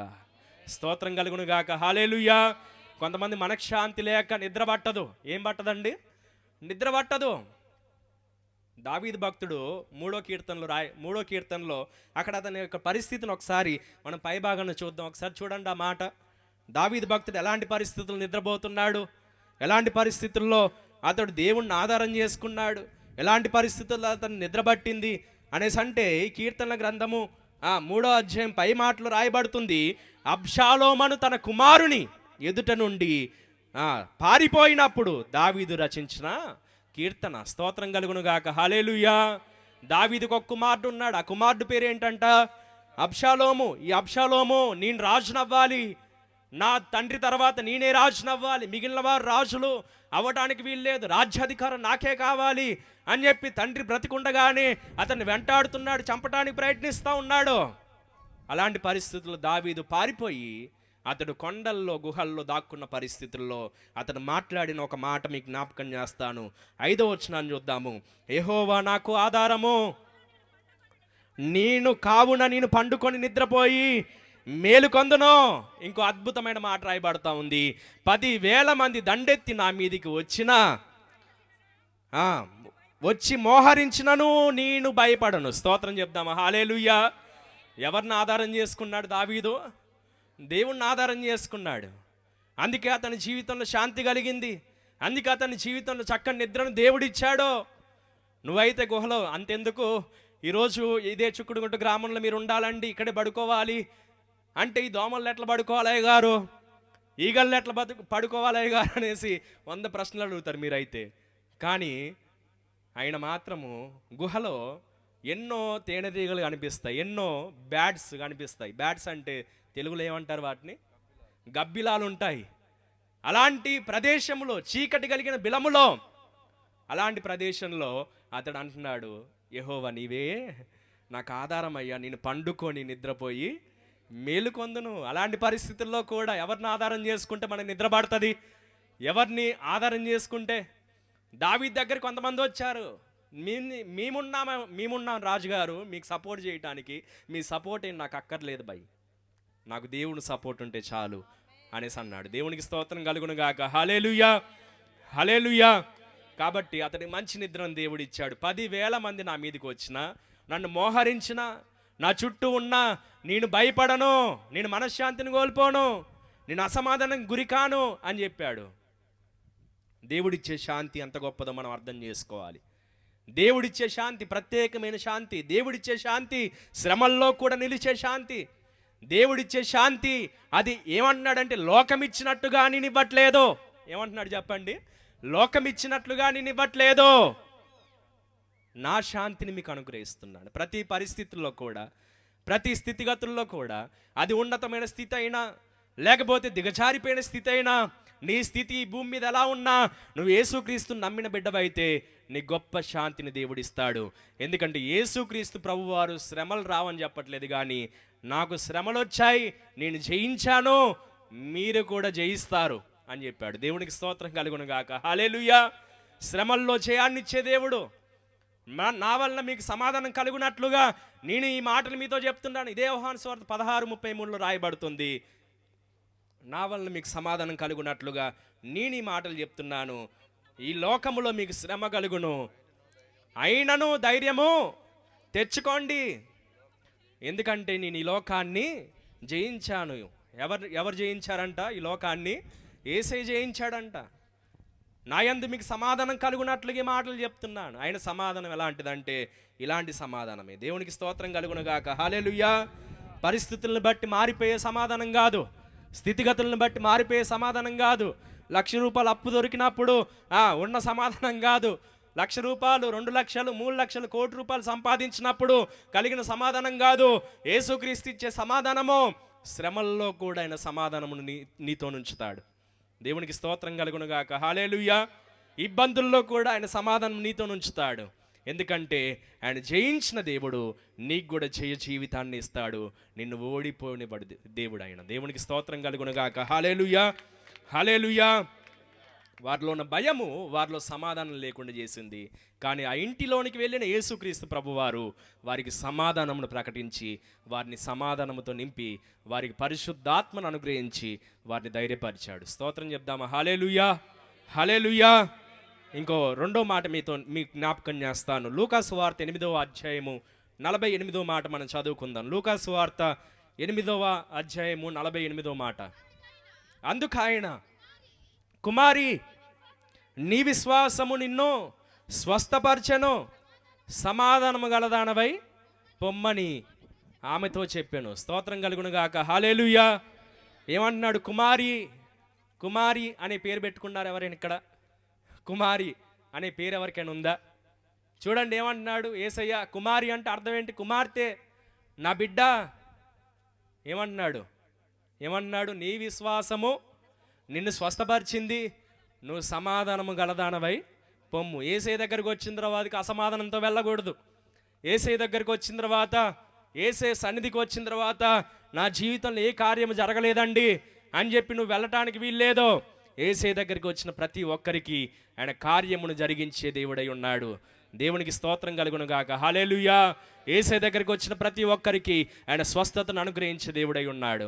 ఆ క్షణమే ఏం జరిగింది ఆమె జీవితంలో అంటే స్వస్థత కలిగిందంట. దేవునికి స్తోత్రం కలుగును గాక. హల్లెలూయా. గట్టిగా చెప్దాం, హల్లెలూయా, హల్లెలూయా. చూడండి, స్వస్థత ఎవరికి కలుగుతూ ఉంది? 12 సంవత్సరాల నుంచి రక్తస్రావం కలిగిన స్త్రీకి ఏం కలిగింది? స్వస్థత కలిగింది. ఈ రక్తస్రావం కలిగిన స్త్రీని అంటరాందాన్లాగా ఊరు బయట ఉంచారు. ఈ రక్తస్రావం కలిగిన స్త్రీని అందరూ కూడా అసహించుకున్నారు. ఈ రక్తస్రావం కలిగిన స్త్రీ 12 ఏళ్ల నుంచి బాధపడుతూ ఆమె అనేక హాస్పిటల్ వైపు తిరిగిందంట. అనేక మంది స్పెషలిస్ట్ డాక్టర్ల దగ్గరికి వెళ్ళిందంట. అయ్యా నా పరిస్థితి ఇది అని చెప్పేసి ఎంతో డబ్బు ఖర్చు పెట్టింది. తన ఆస్తి అంతా ఖర్చు చేసింది. ఇంకేం లేదు, చేతిలో చిల్లి గవ్వగోలు లేదు. అప్పుడే యేసుక్రీస్తు ప్రభువారు ఆ గ్రామానికి వచ్చాడనేసి ఆమె విని యేసయ్య దగ్గరికి వెళ్ళి ఆయన వస్త్రపు చెంగును ముట్టుకుంటా అనేసి అనుకుందంట. దేవునికి స్తోత్రం కలుగును గాక. హల్లెలూయా. ఏమనుకుని చెప్పండి? ఆయన వస్త్రపు చెంగును ముట్టుకుంటే నాకు స్వస్థత కలుగుద్ది, ఆయన వస్త్రపు చెంగును ముట్టుకుంటే చాలు నేను బాగుపడతాను అని విశ్వాసముతో ఆమె దేవుని దగ్గరికి వచ్చి ఆ వస్త్రపు చెంగును ముట్టగానే ఆమె రక్తధార కట్టింది. దేవునికి స్తోత్రం కలుగును గాక. హల్లెలూయా. ఎన్ని సంవత్సరాల నుంచి ఉంది వ్యాధి? 12 సంవత్సరాల నుంచి. ఎన్నో తిప్పలు పడింది. రాయబడిన మాట ఏంటంటే వైద్యుల చేత అనేక తిప్పలు పడిందంట. చూడండి, కష్టాల్లో ఉన్న మనుషులను అనేక తిప్పలు పెట్టే మనుషులు కూడా ఉంటారు. ఇబ్బందుల్లో ఉన్న వారిని అనేక తిప్పలు పెట్టేవారు ఉంటారు. అసలే ఆర్థికంగా నలిగిపోతున్నావంటే నీ ఒంటిని కూడా నలగొట్టే భర్త ఒకడు ఉంటాడు. అసలే ఇబ్బందుల్లో ఉన్నావు, కష్టాల్లో ఉన్నావు, సంపాదించిందంతా హాస్పిటల్ పాలవుతుందంటే ఇంకా నీకు మనశ్శాంతి లేకుండా నువ్వు అద్దేలేదు ఇద్దేలేదు అనే భార్య కూడా పక్కనే ఉంటుంది. దేవునికి స్తోత్రం కలుగును గాక. హల్లెలూయా. చూడండి, ఇవన్నీ కూడా సమాజంలో కనిపిస్తున్న దృశ్యాలు. ఈయన ఏదో చూసిండు, అయ్యగారికి ఏదో తెలుసు అనుకోకండి. సమాజంలో జరుగుతున్న విషయాలు నేను మీతో చెప్తున్నాను. ప్రతి కుటుంబంలో ఉన్న విషయాలు మీతో చెప్తున్నాను. ఇక్కడ చూడండి, అనేక తిప్పలు పడిపోయి మనశ్శాంతిని కోల్పోయి సమాధానం లేక తనకున్న అనారోగ్యాన్ని బట్టి, ఆర్థిక ఇబ్బందులను బట్టి, తనకైన అప్పుల్ని బట్టి, వైద్యుల దగ్గరికి వెళ్ళిన లాభం లేకపోవటాన్ని బట్టి మనశ్శాంతి లేక యేసయ్య దగ్గరికి వెళ్తే ఆయన వస్త్రపు చెంగు వెనకాల నుంచి ముట్టుకుందంట. ఏం ముట్టుకుంది చెప్పండి? ఆయన ఒక అంగీ వేసుకుంటే ఆ వస్త్రపు చెంగును ముట్టుకుంటే వెంటనే దేవుడు అక్కడ స్వస్థత కలిగించాడు. వెంటనే ఆమె బాగుపడింది. అప్పుడు యేసయ్య అంటున్నాడు, నాలో నుంచి ప్రభావము వెడలిపోయింది. దేవునికి స్తోత్రం కలుగును గాక. హల్లెలూయా. నాలో నుంచి శక్తి వెళ్ళిపోయింది. శిష్యులు అంటున్నారు, అయ్యా ఎంతోమంది జనసమూహం వచ్చారు, ఎంతోమంది నీ మీద పడుతున్నారు, ఎంతోమంది నిన్ను ముట్టుకోవడానికి ప్రయత్నిస్తున్నారు, ఎంతోమంది నీ వస్త్రాన్ని ముట్టుకుంటా ఉన్నారు, నిన్ను ముట్టుకుంటా ఉన్నారు, ఎవరో ప్రత్యేకంగా నిన్ను ముట్టారని చెప్తున్నావు అంటే యేసయ్య అన్నాడు, ఎవరో నన్ను విశ్వాసముతో ముట్టారు, ఎవరో నా మీద నమ్మకంతో పుట్టారు, అందుకనే నాలో ఉన్న శక్తి, నాలో ఉన్న ప్రభావము బయటికి వెళ్ళింది అని చెప్పినప్పుడు ఆమె మనసులో అనుకుంటుందంట, నేను యేసయ్యకు మరుగై ఉండలేడు అనేసి అనుకుందంట. యేసయ్యకు మరుగై ఉండలేను అని చెప్పేసి ఆమె గ్రహించి యేసయ్య ఎదుటకు వచ్చినప్పుడు వచ్చి ఆమెకు జరిగిందంతా చెప్పింది. అయ్యా పలానా సమయంలో 12 ఏళ్ల క్రితము ఈ రోగం నాకుంది, నేను అనేక వైద్యుల దగ్గరికి వెళ్ళి తిప్పలు పడ్డానయ్యా, అనేక మంది నన్ను తిప్పలు పెట్టారు, అక్కడికి వెళ్ళు ఇక్కడికి వెళ్ళు, అక్కడైతే మంచిగా అవుతావు, ఇక్కడైతే మంచిగా అవుతావు అని చెప్పేసి చెప్పారు. వెళ్ళాను, కానీ ఎక్కడ బాగుపడలేదు. చివరికి ఇక్కడికి వచ్చానయ్యా విశ్వాసముతో, నీ వస్త్రపు చెంగు ముట్టుకొని వెనకాల వెళ్ళిపోదాం అనుకున్నాను అని చెప్పినప్పుడు యేసయ్య అంటా ఉన్నాడు, నీ విశ్వాసము నిన్ను స్వస్థపరిచింది. దేవునికి స్తోత్రం కలుగును గాక. హల్లెలూయా. కుమారి, నువ్వు సమాధానము గలదానవై వెళ్ళు. ఎందుకు ఆమెకు సమాధానం లేదు చెప్పండి? ఎందుకు సమాధానం లేదు? తనకున్న రోగాన్ని బట్టి సమాధానము లేదు, తనకు వచ్చిన పరిస్థితులను బట్టి సమాధానము లేదు. సమాధానము లేని వారికి దేవుడు సమాధానం ఇచ్చే దేవుడై ఉన్నాడు. అది ఎలాంటి సమస్యలో ఉన్నా నీ పరిస్థితి అయినా, ఎలాంటి ఇబ్బందిలో ఉన్న నీ పరిస్థితి అయినా, ఎలాంటి శోధనలో ఉన్న నీ పరిస్థితి అయినా, ఎలాంటి చిక్కుముళ్ళలో ఉన్న నీ పరిస్థితి అయినా, నీ ఆలోచనలన్నిటికి కూడా దేవుడు సమాధానం ఇచ్చేవాడై ఉన్నాడు. నువ్వు ప్రార్థన చేస్తే చాలు, నువ్వు దేవుని దగ్గర మొరపెడితే చాలు, సమస్త జ్ఞానమునకు మించిన దేవుని సమాధానము నీ తలంపులకు, ఆలోచనలకు తోడై ఉండునుగాక, కావలి ఉండునుగాక. ఫిలిప్పీలకు రాసిన పత్రిక 4వ అధ్యాయములో ఆ మాట రాయబడతా ఉంది, ఒకసారి చదవండి. ఫిలిప్పీలకు రాసిన పత్రిక 4వ అధ్యాయము 7వ వచనాన్ని చదువుదాం. అప్పుడు సమస్త జ్ఞానమునకు మించిన దేవుని సమాధానము ప్రభు అయిన యేసుక్రీస్తు వలన మీ హృదయములకు, మీ తలంపులకు ఎప్పుడు అప్పుడు అని రాశాడు. అప్పుడు అంటే ఎప్పుడు? దానిపైన వచ్చిన చదువుదాం. ఎప్పుడు? చింతపడొద్దంట. ఏం చేయొద్దు చెప్పండి? చింతపడొద్దు, దేన్ని గురించి కూడా చింతపడొద్దు. దేవునికి స్తోత్రం కలుగును గాక. హల్లెలూయా.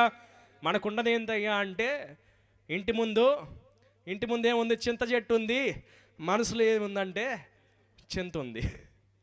ఇంటి ముందు చింత చెట్టు అట, మనసులో ఏమో చింత అంట. చూడండి, చాలామంది జీవితాలు ప్రతి విషయంలో చింతపట్టమే, ప్రతి విషయంలో కూడా ఆలోచన పెట్టుకోవటమే, ప్రతి చిన్న విషయాన్ని కంగారు పట్టమే, ప్రతి విషయాన్ని కలవరపట్టమే, భయపట్టమే, అశాంతితో నిద్ర లేకుండా గడపటమే. కానీ దేవుడు అంటున్నాడు, మీరు దేని విషయంలో చింతపడకండి. దేని విషయంలో కూడా, అది పెద్దదో చిన్నదో, అది సులభమైందో కష్టమైందో, నాకు వదిలేయండి. ఏమంటున్నాడు చెప్పండి? నాకు వదిలేయండి, మీ చింతను నా మీద వేయండి, నీ చింత యావత్తు నా మీద వేసి నా సిలువను ఎత్తుకుని నన్ను వెంబడించమని చెప్పాడు దేవుడు. దేవునికి స్తోత్రం కలుగును గాక. హల్లెలూయా. ఏమన్నాడు? నీ చింత యావత్తు నా మీద వేయి. నువ్వు చింతించడం వల్ల మూరడు ఎక్కువ కానీ మూరడు తక్కువ కానీ చేయలేవు. వాడు అనుకుంటున్నాను, నేను చాలా హైట్ తక్కువ ఉన్నా కాబట్టి నేను బాగా హైట్ అయిపోవాలి అంటే కాంప్లైంట్ ఫుల్గా తాగాలి. ఏంటి చింత? ఏంటి చెప్పండి? మూరడు ఎక్కువ కావాలా? మూరడు తక్కువ కావాలి. కాంప్లైంట్ తాగిండు, బూస్ట్ తాగిండు, తర్వాత ఇంకా బ్రౌన్ వీటా, అదేనా, బాన్ వీటా తాగిండు. ఇవన్నీ మాకు పెట్టలేదు కానీ మా అమ్మోళ్ళు బూస్ట్ పెట్టారు బాగా. దేవునికి స్తోత్రం కలుగును గాక. హల్లెలూయా. ఆ బూస్ట్ బాగా తినేవాళ్ళం అన్నమాట చిన్నప్పుడుగా. బలం వచ్చింది బాగా మాకు. కాంప్లైంట్ తాగుంటే ఇంకా హైట్ అయ్యేటోళ్ళం మేము. చూడండి, చాలామందికి ఉన్న చింత ఏంటంటే మూరడు ఎక్కువ అవ్వాలా. దేని విషయంలో? ఆర్థికంగా మూరడు ఎక్కువ అవ్వాలా, స్థితిగతుల విషయంలో మూరడు ఎక్కువ అవ్వాలి అందరికంటే. వాడు ఒక్క స్టేర్ వేస్తే నేను 2 స్టేర్లు వేయాలి. అట్లా కాదయ్య గారు, ఆయనలాగా కాదయ్య గారు, వాడు 3 అంతస్తులు కడితే నేను 4 అంతస్తులు కట్టాలి.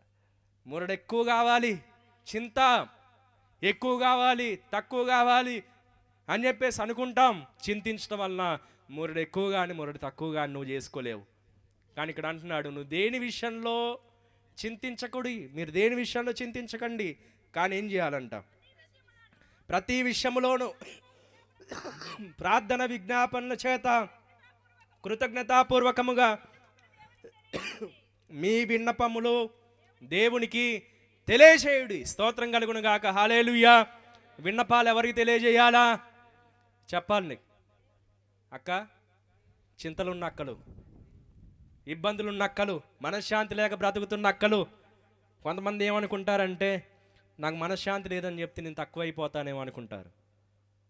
దేవునికి స్తోత్రం కలుగును గాక. హల్లెలూయా.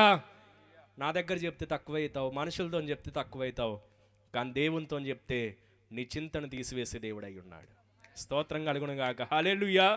ప్రతి విషయంలోనూ ప్రార్థన విజ్ఞాపనల చేత కృతజ్ఞతాపూర్వకంగా మీ విన్నపాలను దేవునికి తెలియజేయి. ఇంటి పక్కన ఆమె తెలియజేయకు. ఎవరికి? ఇంటి పక్కన వదినమ్మకి, ఇంటి ముందు చిన్నమ్మకి, ఇంటి వెనకాల పెద్దమ్మకి ముసలమ్మ ముచ్చట్లు పెట్టకండి, తెలియజేయకండి. కానీ మీ విన్నపాలు ఎవరికి తెలియజేయాలా? ప్రభువుకి తెలియజేసినప్పుడు మీ చింత నుంచి దేవుడు విడిపిస్తాడు. స్తోత్రం కలుగును గాక. హల్లెలూయా. హల్లెలూయా. ఒక ఆమె చెప్పుకుంటా ఉంది, అమ్మ నీ ప్రార్థన దేవునికి వినబడాలంటే నీ చింత, నీ బాధ, నీ కన్నీళ్ళన్నీ కూడా దేవుని దగ్గర కార్చమ్మా అంటే ఆమె వెళ్ళి పక్కన ఇంటి ఆమె దగ్గర కూర్చుంటామంటా ఉంది. నువ్వు చేసుకున్న దాన్ని బట్టి నీకు వచ్చిందే ఏంటంట? నువ్వు చేసుకున్న దాన్ని బట్టి నీకు వచ్చిందే, నువ్వు సావరాదు, నువ్వు ఎందుకు బతుకుతున్నావు అని చెప్పిందంట. దేవునికి స్తోత్రం కలుగును గాక. హల్లెలూయా. మనుషులతో చెప్తే నీ చింత పోద్దా? మీ అక్కతోని మీ చెల్లితో చెప్తే నీ చింత పోద్దా? చెప్పాలి. ఎవరికి? ప్రార్థన చేసేవారికి చెప్పాలి. ఎవరికి చెప్పాలి? దేవునితో సహవాసం చేసేవారికి చెప్పాలి. ఎవరికి చెప్పాలంటే అంతకంటే ముఖ్యంగా నేరుగా దేవునితో చెప్పాలి. స్తోత్రం కలుగును గాక. హల్లెలూయా. హల్లెలూయా. మీరు దేని విషయంలో చింతపడకండి, కానీ ప్రతి విషయంలో మీరు దేవుని దగ్గర రండి. ప్రతి విషయంలో దేవుని దగ్గర విన్నపాలు తెలియజేయండి. ఆయన ఎలాంటి దేవుడు అంటే విన్నపాలు విను దైవం అంట. దేవునికి స్తోత్రం కలుగును గాక. హల్లెలూయా. చాలా పాటలు ఉన్నాయి కానీ మన వాళ్ళు లేరు, అందుకే ఆగుతున్నా. దేవునికి స్తోత్రం కలుగును గాక. హల్లెలూయా. చూడండి, విన్నపాలు విను దైవమా, నా కన్నీరు తుడుచు దేవమా. చింతలన్నీ తీరేనయ్యా నిన్ను చేరగా. ఎంత మంచి దేవుడు యేసయ్యా, ఎంత మంచి మాటలండి. దేవుని దగ్గర చేరితే మన చింతలు తీరుతాయి. దేవుని దగ్గర చేరితే, దేవుని వాక్యము దగ్గర చేరితే మనం నెమ్మదిని పొందుకుంటాం. మనకున్న తొందరపాటు, మనకున్న కలవరము, మనకున్న ఇబ్బంది అంతా కూడా దేవుడు తీసివేయునుగాక. స్తోత్రం కలుగునుగాక. హల్లెలూయా, హల్లెలూయా. కొంతమంది నన్ను అంటారు, ఏంటయ్యా కొంచెం కూడా కంగారు పడట్లే, ముఖంలో కంగారు కనబడట్లే. దేవునికి తెలియజేస్తే కంగారు ఏమీ ఉండదు. దేవునికి స్తోత్రం కలుగునుగాక. హల్లెలూయా, హల్లెలూయా. అది ఎంత పెద్ద సమస్య అయినా, అది ఎంత పెద్ద ఇబ్బంది అయినా, మనం దేవునితో సహవాసం చేసేవారమైతే, దేవునితో స్నేహం చేసేవారమైతే మనకు దేవుడు గొప్ప సమాధానం ఇస్తాడు. ఎప్పుడైతే విన్నపాలు తెలియజేస్తావు అప్పుడు సమస్త జ్ఞానానికి మించిన దేవుని సమాధానము. ఎవరి సమాధానం అంట? దేవుని సమాధానము నీ హృదయమునకు, నీ తలంపులకి, నీ ఆలోచనలకి కావలి ఉంటుందంట. దేవునికి స్తోత్రం కలుగునుగాక. హల్లెలూయా. ఆ సమాధానమును నీ వద్ద నుంచి ఎవరు కూడా తీసివేయలేరు. దేవుడిచ్చే సమాధానమును ఎవరు కూడా తీసివేయలేరు. దేవుని రాజ్యం అంటే అన్నపానములు కాదు, కానీ దేవుని రాజ్యం అంటే ఏంటి చెప్పండి? ఏంటి దేవుని రాజ్యం అంటే ఏంటి? నీతి, సమాధానము, పరిశుద్ధాత్మయందల ఆనందమే. స్తోత్రం కలుగునుగాక. హల్లెలూయా. దేవుని సమాధానము, దేవుని రాజ్యము అనే సమాధానము మన జీవితంలో ఉండునుగాక. మన జీవితంలో ఏలుబడి చేయునుగాక. మన హృదయాన్ని ఏలుబడి చేయునుగాక. హృదయంలో బాధలు ఏలుబడి చేయకూడదు. ఈ రోజు నుంచి, ఈ రాత్రి నుంచి దేవుడు నీతో చెప్తున్న మాట ఏంటంటే, హృదయంలో చింత పెట్టుకొని ఉన్నావా? ఇక్కడ కూర్చున్నావు, ఎవరికి తెలియదు అనుకుంటున్నావు. నీ చింత ప్రభువుకి తెలుసు. ఆ చింతను నువ్వు విన్నపాలుగా చేసి, కన్నీటిగా చేసి నువ్వు దేవుని దగ్గర పెట్టు. నీ కన్నీటిని కవెల బుడ్డిలో దాచుకున్న దేవుడు నీ కన్నీటిని నాట్యముగా చేయబోతున్నాడు. నీ కన్నీటిని తుడవబోతున్నాడు. నీ యొక్క దుఃఖ వస్త్రములను తీసివేసి ఆనంద వస్త్రములను కలగజేయబోతున్నాడు. స్తోత్రం కలుగునుగాక. హల్లెలూయా, హల్లెలూయా. దేని విషయంలో చింత పెట్టుకోకండి. ప్రతి విషయంలో కూడా మీరు విన్నపాలు తెలియచేయండి. ఇంకో విషయాన్ని మీకు జ్ఞాపకం చేస్తాను. అతి ప్రాముఖ్యమైన మాట, జాగ్రత్తగా వినాలి. లూకాసు వార్త 7వ అధ్యాయము 50వ వచనం చదువుదాం. అక్కడ కూడా ఒక స్త్రీ కనిపిస్తుంది. ఆ స్త్రీతోని యేసుక్రీస్తు ప్రభు వారు చెప్పిన మాట. అందుకు ఆయన, నీ విశ్వాసము నిన్ను రక్షించెను, సమాధానము గలదానవై వెళ్ళుమని. దేవునికి స్తోత్రం కలుగునుగాక. హల్లెలూయా. నీ విశ్వాసము నిన్ను రక్షించెను. ఎలా వెళ్ళాలంట? సమాధానం గలదానవై వెళ్ళు. ఏ స్త్రీ అంటే ఈ స్త్రీ చెప్పండి? ఆమె పేరేంటి అంటే, ఆమె పేరు ఏం పెట్టారంటే సమాజంలో వారు పాపాత్మురాలని స్త్రీ అని పెట్టారంట. ఇందాక నేను చెప్పాను కదా, వారు చేసే పనులను బట్టి కొన్ని టైటిల్లో, కొన్ని బిరుదులు, కొన్ని అవార్డులు, కొన్ని రివార్డులు వస్తాయి. దేవునికి స్తోత్రం కలుగునుగాక. హల్లెలూయా. కానీ ఇక్కడ చూస్తున్నాము, యేసయ్య ఆమెకున్న బిరుదును బట్టి, ఆమెకున్న టైటిల్ని బట్టి ఆమెను తృణీకరించలేదు. ఆమెకున్న బిరుదును బట్టి, ఆమెకున్న టైటిల్ని బట్టి ఆమెను తక్కువ చేయలేదు. ఆమెను తక్కువ చేసి తృణీకరించలేదు. ఏమో పనికిరాదు అని చెప్పేసి ప్రపంచంలోని వారు అన్నారు, ఆమె చుట్టూ ఉన్నవారు అన్నారు. ఏమో పాపాత్మురాలు అని చెప్పి సమాజం అంతా కూతగూసింది. కానీ యేసయ్య అంటున్నాడు, నీ విశ్వాసము నిన్ను రక్షించింది, సమాధానము గలదానవై వెళ్ళు, పొమ్ము అనేసి అన్నాడు. దేవునికి స్తోత్రం కలుగునుగాక. హల్లెలూయా.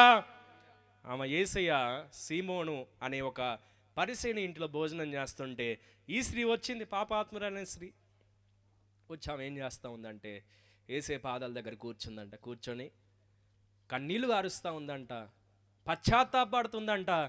అయ్యా, నేను చేసింది పొరపాటు, నేను చేసింది తప్పు, నేను చేసిన పని నీకు ఇష్టమైంది కాదు, నువ్వు పరిశుద్ధుడు అయ్యా, నన్ను పవిత్రపరచు అని చెప్పేసి పశ్చాత్తాప భావంతో ఆమె కన్నీరు కారుస్తూ, కన్నీళ్లతో పాదాలను తడుపుతూ, తల వెంట్రుకలతో ఏం చేస్తూ ఉంది? పాదాలను తుడుస్తూ ఉందంట. ఆ పాదాలను ముద్దు పెట్టుకుందంట. ఆ పాదాల మీద విలువైన అత్తరుబుడ్డి తీసుకొని వచ్చి ఆ పాదాలను అభిషేకించిందంట. స్తోత్రం కలుగునుగాక. హల్లెలూయా, హల్లెలూయా. ఆ భోజన పంక్తిలో, సీమోని ఇంటిలో అభిషేకం చేసింది అత్తడితో యేసయ్యను. ఆరాధన, ఆరాధన ఏంటంట? ఆరాధన, ఆరాధన తర్వాత ఏంటి? నా కన్న తండ్రికి ఆరాధన, సువాసన, సువాసన నా ఇల్లంతా సువాసన అంట. దేవునికి స్తోత్రం కలుగును గాక. హల్లెలూయా.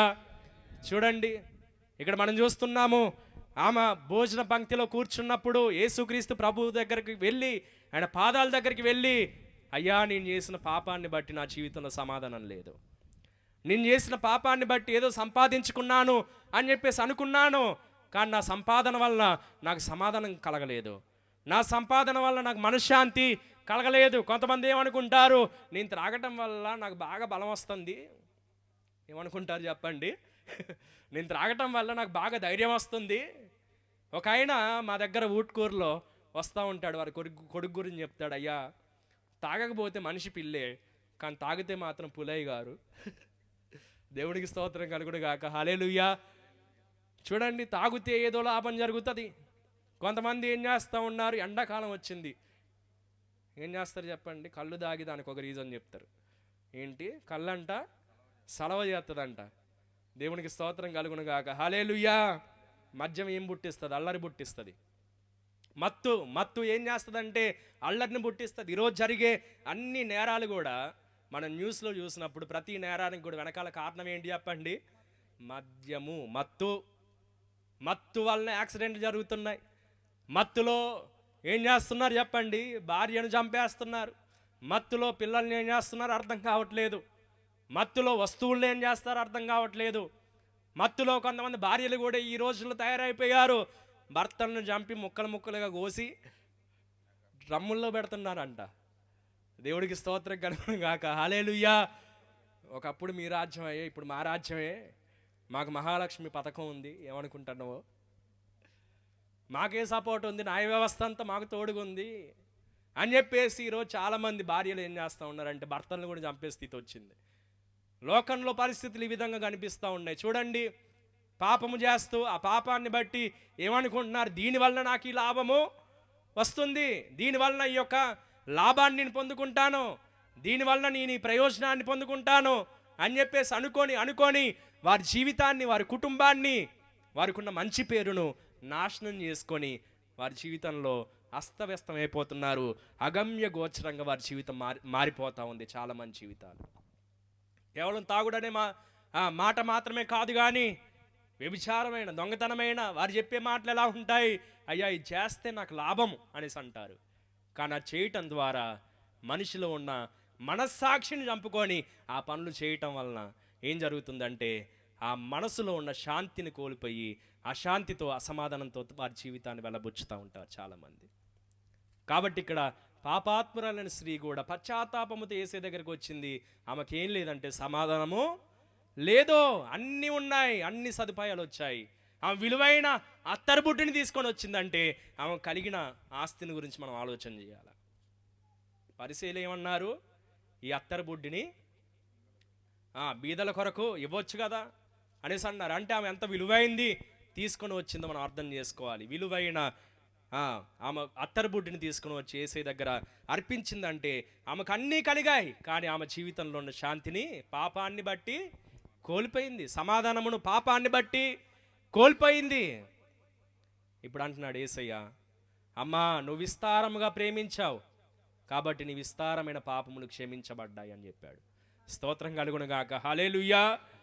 ఆమె ఎంతగా పాపం చేసిందో, ఆమె ఎంతగా దేవునికి అవిధేయురాలై తిరిగిందో, ఆమె ఎంతగా దేవునికి దూరంగా జీవించిందో, అంతగా దేవునికి దగ్గరగా వచ్చి, అంతగా ఆమె దేవుని సన్నిధిలో పశ్చాత్తాపడి కన్నీటితోని ఆమె దేవుని దగ్గర పశ్చాత్తాపడినప్పుడు యేసుక్రీస్తు ప్రభువారు ఆమె విస్తారమైన ప్రేమను బట్టి ఆమె విస్తారమైన పాపాన్ని క్షమించాడు. స్తోత్రం చెప్దామా? హల్లెలూయా. ఈరోజు ఏ పాపాన్ని బట్టి నువ్వు మనశ్శాంతిని కోల్పోతున్నావు నాకు తెలియదు. కొంతమంది అనుకుంటారు, నేను తాగితే నాకున్న అప్పులు మర్చిపోతానని. నీకున్న అప్పులు ఎక్కువ అవుతున్నాయి, తక్కువ అవుతున్నాయి తాగటం వల్ల? చెప్పాలి, ఎక్కువ అవుతాయా తక్కువ అవుతాయా తాగటం వల్ల? తాగితే అప్పులు పోతాయి అనుకుంటారు తిమ్మిరెక్కినట్లుగా. అప్పటి వరకు తిమ్మిరెక్కిస్తారు, తర్వాత ఉదయం లేకగానే ఆ భారం అంతా మీద ఉంటుంది. నిన్న సంపాదించిన సంపాదన ఏది? అప్పు కట్టడానికి, వడ్డీ కట్టడానికి డబ్బులేవి అంటే త్రాగుడు పెట్టేశావు, ఇంకెక్కడి నుంచి వస్తాయి డబ్బులు? ఇంకా సమాధానాన్ని కోల్పోతావు. చూడండి, చాలామంది వారి జీవితంలో మనశ్శాంతి లేని పరిస్థితులకు కారణం ఏంటి? సమాధానం లేని పరిస్థితుల కారణం ఏంటంటే వారి జీవితంలో ఉన్న పాపమే కారణము. స్తోత్రం కలుగును గాక. హల్లెలూయా, హల్లెలూయా. చూడండి, పాపము చేస్తూ బ్రతుకుతున్నావు, పాపము చేస్తూ నాకు దీంట్లో ఏదో లాభం ఉందని పరుగెడుతున్నావా, నాకు దీంట్లో ఏదో లాభం ఉందని వెళ్తున్నావా, నీ జీవితం శాపగ్రస్తంగా మారిపోద్ది. జాగ్రత్త. గెహాజీ పరుగెత్తాడు దేనికోసం? దేనికోసం పరిగెత్తాడు? ధనం కోసం పరిగెత్తాడు. ధనం కోసం పరిగెడితే గెహాజీ ఏమయ్యాడు చెప్పండి? శాపగ్రస్తునిగా మిగిలిపోయాడు. దీవించబడవలసిన గెహాజీ, ఎలీషా ప్రవక్త తర్వాత ప్రవక్తగా ఉండవలసిన గెహాజీ, ప్రవక్తల శిష్యుల్లో ప్రధానుడైన ఈ గెహాజీ దేవుడి కృపను పోగొట్టుకొని తాను చేసిన పాపమును బట్టి, దేవుడు ముట్టొద్దన్న సొమ్ము మీద కన్నుబట్టాన్ని బట్టి ఏం జరిగిందంటే శాపగ్రస్తునిగా మారిపోయాడు. ఈరోజు దేవుడు చాలాసార్లు మన్ని కూడా హెచ్చరిస్తూ ఉన్నాడు. నీ దేహము నేనిచ్చిన ఆలయమురా, నేను నివసించాలి నీ దేహములో. నీ దేహంలోనికి మందు పంపేయకు, నీ దేహంలోనికి వ్యభిచారం పంపేయకు, నీ తలంపుల్లోనికి జారత్వాన్ని పంపేయకు, అక్కడ నేనుంటాను అని దేవుడు చెప్తే చాలాసార్లు మనం ఏం చేస్తున్నామంటే ఆ దేహాన్ని పాడు చేసుకుంటున్నాం. దేహమును ఎవడైతే పాడు చేసుకుంటాడో, దేవాలయముగా ఉండాల్సిన దేహాన్ని ఎవరైతే పాడు చేసుకుంటారో వారిని దేవుడు, అదేదో పాత నిబంధనలు జరిగిందయ్యా, గెహాజీ పాత నిబంధనోడు, ఆ శాపం మా మీదికి ఎందుకు వస్తుంది అనేసి అనుకోకండి. ఈరోజు చాలామంది వారి జీవితాన్ని 50 ఏళ్ళు 60 ఏళ్ళు రాగానే ముగిస్తున్నారు. కొంతమంది 40 ఏళ్ళు 30 ఏళ్ళుకే వారి జీవితం ముగించబడుతుంది. కారణం ఏంటి? కారణం ఏంటి చెప్పండి? త్రాగుడనే దెయ్యము, త్రాగుడనే వ్యసనము, త్రాగుడనే ఆ యొక్క భయంకరమైన జీవితము ఏం చేస్తుందంటే వారి యొక్క వయస్సును కూడా తగ్గించేస్తూ ఉంది, వారి యొక్క ఆరోగ్యాన్ని పాడు చేస్తూ ఉంది, వారి జీవితాన్ని పాడు చేస్తూ ఉంది, వారి కుటుంబ వ్యవస్థను పాడు చేస్తూ ఉంది. ఏమని పాట రాశాడంటే, 20 ఏళ్ళ వయసులో నీవు 60 ఏళ్ళ ముసలోడి వాయే. ఎంత వయసు అంట? 20 ఏళ్ళే. కానీ వీడికున్న అలవాట్లను బట్టి వీడు ఏమయ్యాడంట 60 ఏళ్ళ ముసలోడైండంట. దేవునికి స్తోత్రం కలుగును గాక. హల్లెలూయా. కొంతమంది అంతే 60 ఏళ్ళ ముసలోళ్ళ కనబడతారు. ఎందుకు? 20 ఏళ్ళ అయినా త్రాగుడు. అందరూ చేరారు. ఎక్కడ చేరానంట? అంగిట్లో, కొట్లో చేరిండ్రంట, బానిసలు అయిపోయినరంట దానికి. అయ్యో దీనికి దండము, దీన్ని తాగితే యమా గండమయ్యా తాకండి అనేసి ఒక ఆయన పాట రాశాడు. దేవునికి స్తోత్రం కలుగును గాక. హల్లెలూయా, హల్లెలూయా. తాతయ్య తాగుడు పిచ్చి ఎవరికి వచ్చిందంట? అయ్యకు అలవాటు వచ్చి మన వల్ల మనసును జొచ్చి బానిసత్వం అయిపోయిందంట. అది అందరూ గుంపు కూడా అంగిట్లో చేరి తాగుడే తాగుడంట. అందుకనే పేతురు పత్రికలో ఒక మాట రాయబడుతుంది, పితృపారంచారమైన మీ యొక్క వ్యర్థ ప్రవర్తనను విడిచిపెట్టి యేసుక్రీస్తు ప్రభు యొక్క రక్తము ద్వారా కడగబడాలని. దేవునికి స్తోత్రం కలుగును గాక. హల్లెలూయా. వారసత్వంగా ఏం సంపాదించుకుంటున్నారు అంటే చెడ్డ అలవాట్లు సంపాదించుకుంటున్నారు. మా నాన్న ఒక క్వార్టర్ వేసేవాడయ్యా, ఇప్పుడు నేను ఒక బీర్ ఎత్తాలి. దేవునికి స్తోత్రం కలుగును గాక. హల్లెలూయా. వారసత్వంగా ఏం సంపాదించుకోవాలి? మంచి పనులను సంపాదించుకో. కానీ చాలామంది వారసత్వముగా వ్యర్థ ప్రవర్తన నేర్చుకుంటున్నారు, వ్యర్థమైన జీవితాన్ని నేర్చుకుంటున్నారు, వారసత్వముగా పాపాన్ని పొందుకుంటున్నారు అని చెప్పేసి దేవుని వాక్యంలో ఏమనిస్తుందంట, వ్యర్థ ప్రవర్తనను విడిచిపెడితే ఏం జరుగుతుందంట? యేసుక్రీస్తు రక్తము ద్వారా మనం కడగబడతామంట. దేవునికి స్తోత్రం కలుగును గాక. హల్లెలూయా, హల్లెలూయా. ఎన్ని జనరేషన్స్ నుంచి మీరు తాగుతున్నారు నాకు తెలియదు, ఇక్కడ కూర్చున్నవారు, లేకపోతే ఈ మైక్ శబ్దాంతరం ద్వారా వింటున్నవారు ఎన్ని తరాల నుంచి త్రాగుడికి బానిసలైపోయారో నాకు తెలియదు. కానీ దేవుడు మాట్లాడుతున్నాడు, మీరు వారసత్వముగా తీసుకున్న ఆ వ్యర్థ ప్రవర్తనను విడిచిపెట్టకపోతే మీ జీవితాల్లో రక్షణ కలగదు. ఇక్కడ వారసత్వాన్ని బట్టి వచ్చిందో, లేకపోతే తనకున్న పరిస్థితులను బట్టి ఆమె జీవితంలోని పాపము ప్రవేశించిందో, ఈ పాపాత్మురైన స్త్రీలో మనకు తెలియదు. కానీ ఆ మొత్తానికైతే పాపం చేసింది, మొత్తానికైతే ఏం టైటిల్ పొందుకుంది? పాపాత్మురాలు అనే టైటిల్ పొందుకుంది. ఇప్పుడు యేసు ఏం చేశాడు? పాపాత్మురాలు అనే టైటిల్ తీసేసి పరిశుద్ధురాలు అనే టైటిల్ పెట్టాడు. స్తోత్రం కలుగును గాక. హల్లెలూయా, హల్లెలూయా. త్రాగుబోతు కుటుంబంరా, సోమరిపోతు కుటుంబంరా, తిని పడుకుంటారా, అప్పు తీసుకొని ఎగ్గొడతారా అడే జీవితం నుంచి దేవుడు ఆశీర్వాదకరమైన జీవితంలోని దేవుణ్ణి నడిపించబోతున్నాడు. స్తోత్రం కలుగును గాక. హల్లెలూయా. వారి జీవితము ఇలాంటిది, వారి పితరులు ఇలాంటి వారు అని చెప్పుకోవటానికి బదులుగా వారు ఎలాంటి వారైనా ఈ కుమారుడు ఈ కుమార్తె యేసయ్య దగ్గరికి వెళ్ళి వారి పాపమును విడిచిపెట్టారు అని గొప్ప సాక్ష్యము దేవుని ద్వారా మనం పొందుకోవాలి, మనుషుల ద్వారా మనం పొందుకోవాలి, సమాజము ద్వారా మనం పొందుకోవాలి. ఇంపైన సువాసనగా మన యొక్క సాక్ష్యం ఉండునుగాక. దుర్వాసన పోవునుగాక. ఏ వాసన పోవాలి? మధురమైన రసము ద్వారా వచ్చిన దుర్వాసన. ఏ రసము ద్వారా? మధురమైన రసం ద్వారా వచ్చిన దుర్వాసన పోయి సువాసన ఈ గ్రామంలో వెదచల్లబడునుగాక. స్తోత్రం కలుగునుగాక. హల్లెలూయా. ఉద్యోగం ఉన్నా లేకున్నా, సామాన్యుడవైనా సామంతుడవైనా, నువ్వు ఎలాంటి పరిస్థితుల్లో ఉన్నా, నువ్వు జ్ఞానము కలిగిన వాడివైనా అజ్ఞానిగా పిలువబడుతున్నా, నీ జీవితంలో పాపాన్ని తీసివేసుకుంటే దేవుడు నిన్ను ఆశీర్వదిస్తాడు. నీ జీవితంలో పాపాన్ని తీసివేసుకుంటే నీ కుటుంబంలో ఉన్న శాపాన్ని రాత్రి దేవుడు తొలగిస్తాడు. ఆ స్త్రీలాగా నువ్వు కూడా కన్నీళ్లతో, అయ్యా నేను చేసింది పొరపాటు, అయ్యా నేను చేసింది తప్పు, అయ్యా నేను చేసింది నీ సన్నిధికి విరోధమైనది, దుర్మార్గమైంది, నా కుటుంబాన్ని గురించి ఆలోచించలేదు, నా పిల్లల గురించి ఆలోచించలేదు, నా భార్యని గురించి ఆలోచించట్లేదు, సమాజంలో ఉన్నవారిని గురించి ఆలోచించట్లేదు, ఎక్కడ పడితే అక్కడ పండుతున్నాయ్యా, ఎక్కడ పడితే అక్కడ పడిపోతున్నాయ్యా, నా పిల్లలు ఇబ్బంది పడుతున్నారు, నన్ను తీసుకొని రావడానికి అక్కడి నుంచి అని ఎవరైతే ఈ రాత్రి పశ్చాత్తాపడతారో ఆ స్త్రీకి యేసయ్య ఇచ్చిన సమాధానము వారికి ఇవ్వబోతున్నాడు. స్తోత్రం కలుగునుగాక. హల్లెలూయా. పశ్చాత్తాపడిన వారికి దేవుడు సమాధానం ఇస్తాడు. పశ్చాత్తాపడి పాపమును విడిచిపెట్టిన వారికి, వ్యర్థ ప్రవర్తన విడిచిపెట్టిన వారికి, దుర్వాసనను విడిచిపెట్టిన వారికి దేవుడు గొప్ప సమాధానము నీ రాత్రి ఇచ్చునుగాక. గొప్ప సమాధానం ఇచ్చునుగాక. ఈ మైకు శబ్దాంతరం ఎంత దూరం వినబడుతుందో అంత దూరం వరకు దేవుడు ఈరోజు ప్రకటిస్తున్న సువార్త ఏంటంటే యేసుక్రీస్తు ప్రభువారు సమాధానం ఇవ్వటానికి భూమి మీదకి వచ్చాడు.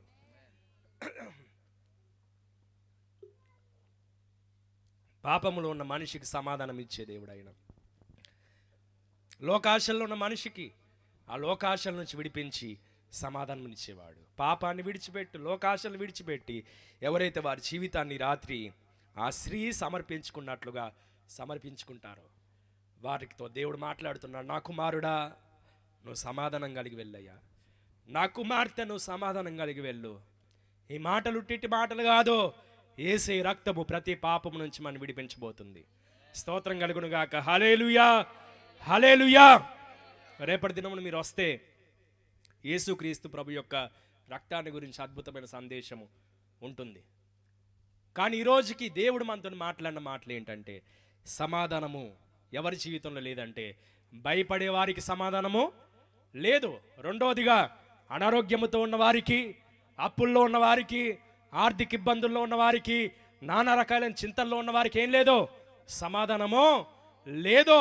మూడోదిగా పాపము చేస్తున్న వారికి, పాపములో జీవిస్తూ వారి దేహాన్ని పాడు చేసుకుంటున్న వారికి సమాధానము లేదు.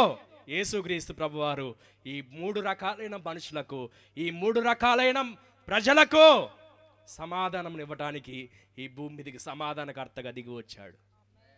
స్తోత్రం చెప్దామా? హల్లెలూయా. బిగ్గరగా చప్పట్లు కొడదాం ఒకసారి. బిగ్గరగా చప్పట్లు కొట్టండి. మీ చప్పట్లు పరలోకములో గొప్ప మహిమని తీసుకొని రావాలా. అలాంటి చప్పట్లు కొట్టండి ఒకసారి. అలాంటి చప్పట్లు కొట్టండి. మీ చుట్టుపక్కల ఉన్న దోమలన్నీ చచ్చిపోవాలా. ఆ దోమలు లాంటి అపవాది చచ్చిపోవునుగాక. ఆమేన్. పట్టి పీడిస్తున్న అపవాది, రక్తాన్ని పీలుస్తున్న అపవాది, ఏంటి మనసును పీలుస్తున్న అపవాది, తలంపుల్లో ఆలోచనలో మనశ్శాంతి లేకుండా చేస్తున్న అపవాది, వాడి పీడితులు అందరూ కూడా విడుదల పొందుదురుగాక. ఆమేన్. చిన్న ప్రార్థన చేసుకుందాం దేవుని సన్నిధిలో. అయ్యా నాకు సమాధానము కావాలయ్యా, నువ్వు సమాధానకర్తగా వచ్చావు. ఈరోజు అనేక సార్లు నేను చింత పెట్టుకుంటున్నాను, ఇది ఎలా చేయాలి, ఇది ఎలా జరుగుతుంది అని చెప్పి చింతతో నా జీవితంలో బ్రతుకుతున్నాను. కానీ నువ్వు సమాధానకర్తవి గనక నువ్వు నాకు సమాధానమునివ్వయ్యా, నువ్వు నాకు సమాధానము దయచేయి తండ్రి. అందరూ కూడా ప్రార్థనలు ఏకీభవించండి. ఆ పాపాత్మురాలైన స్త్రీ తన పాపాన్ని ఒప్పుకొని విడిచిపెట్టినప్పుడు ఆమెకు సమాధానం కలిగింది. అనారోగ్యముతో వచ్చిన ఆ 12 ఏళ్ల నుంచి రక్తస్రావం కలిగిన స్త్రీ తన జీవితంలో ఉన్న హల్లెలూయా స్తోత్రం. అనారోగ్యము పోగొట్టుకొని Praise Lord. సమాధానం పొందుకుంది.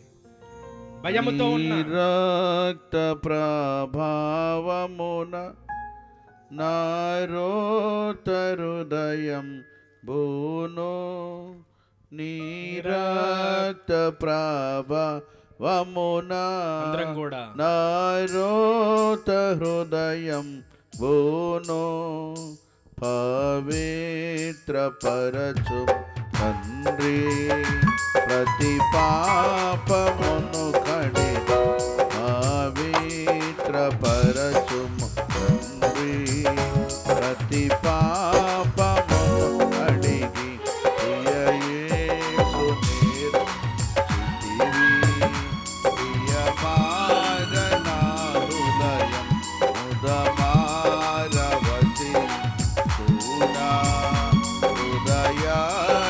హృదయాంతరంగమున ప్రతి చోట నీ సాక్షిగా ప్రభువా నేనుండునట్లు ప్రతి చోట నీ సాక్షిగా ప్రభువా నేనుండునట్లు ఆత్మాభిషేకము ఆత్మీయ రూపుండవు ఆత్మాభిషేకము ఆత్మీయ రూపుండవు ప్రియ యేసు నిర్మించితివి ప్రియమారణ హృదయం ముదమారవసి చూడా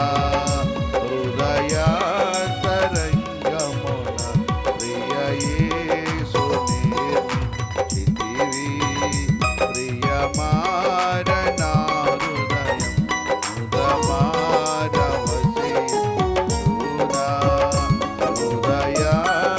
హృదయాంతరంగమున. రాత్రికాల సమయంలో ప్రభువు మనతో మాట్లాడిన ప్రతి మాట సమాధానం కొరకై మాట్లాడుతూ వచ్చాడు. ఏ విషయమై సమాధానం కోల్పోయి సంతోషము లేక నెమ్మది లేక బ్రతుకులో నేను బ్రతకలేనిక నా వల్ల కాదు అని మరణానికి చేరవుతూ నిజముగా ప్రభు అయిన క్రీస్తు వైపున చూడకుండా ఎన్నోసార్లు పక్కదారి గుండా వెళుతూ సమాధానాన్ని కోల్పోతున్న సహోదరి సహోదరు, ఈ రాత్రి నీతో మాట్లాడిన ప్రతి మాట నీ సమాధానం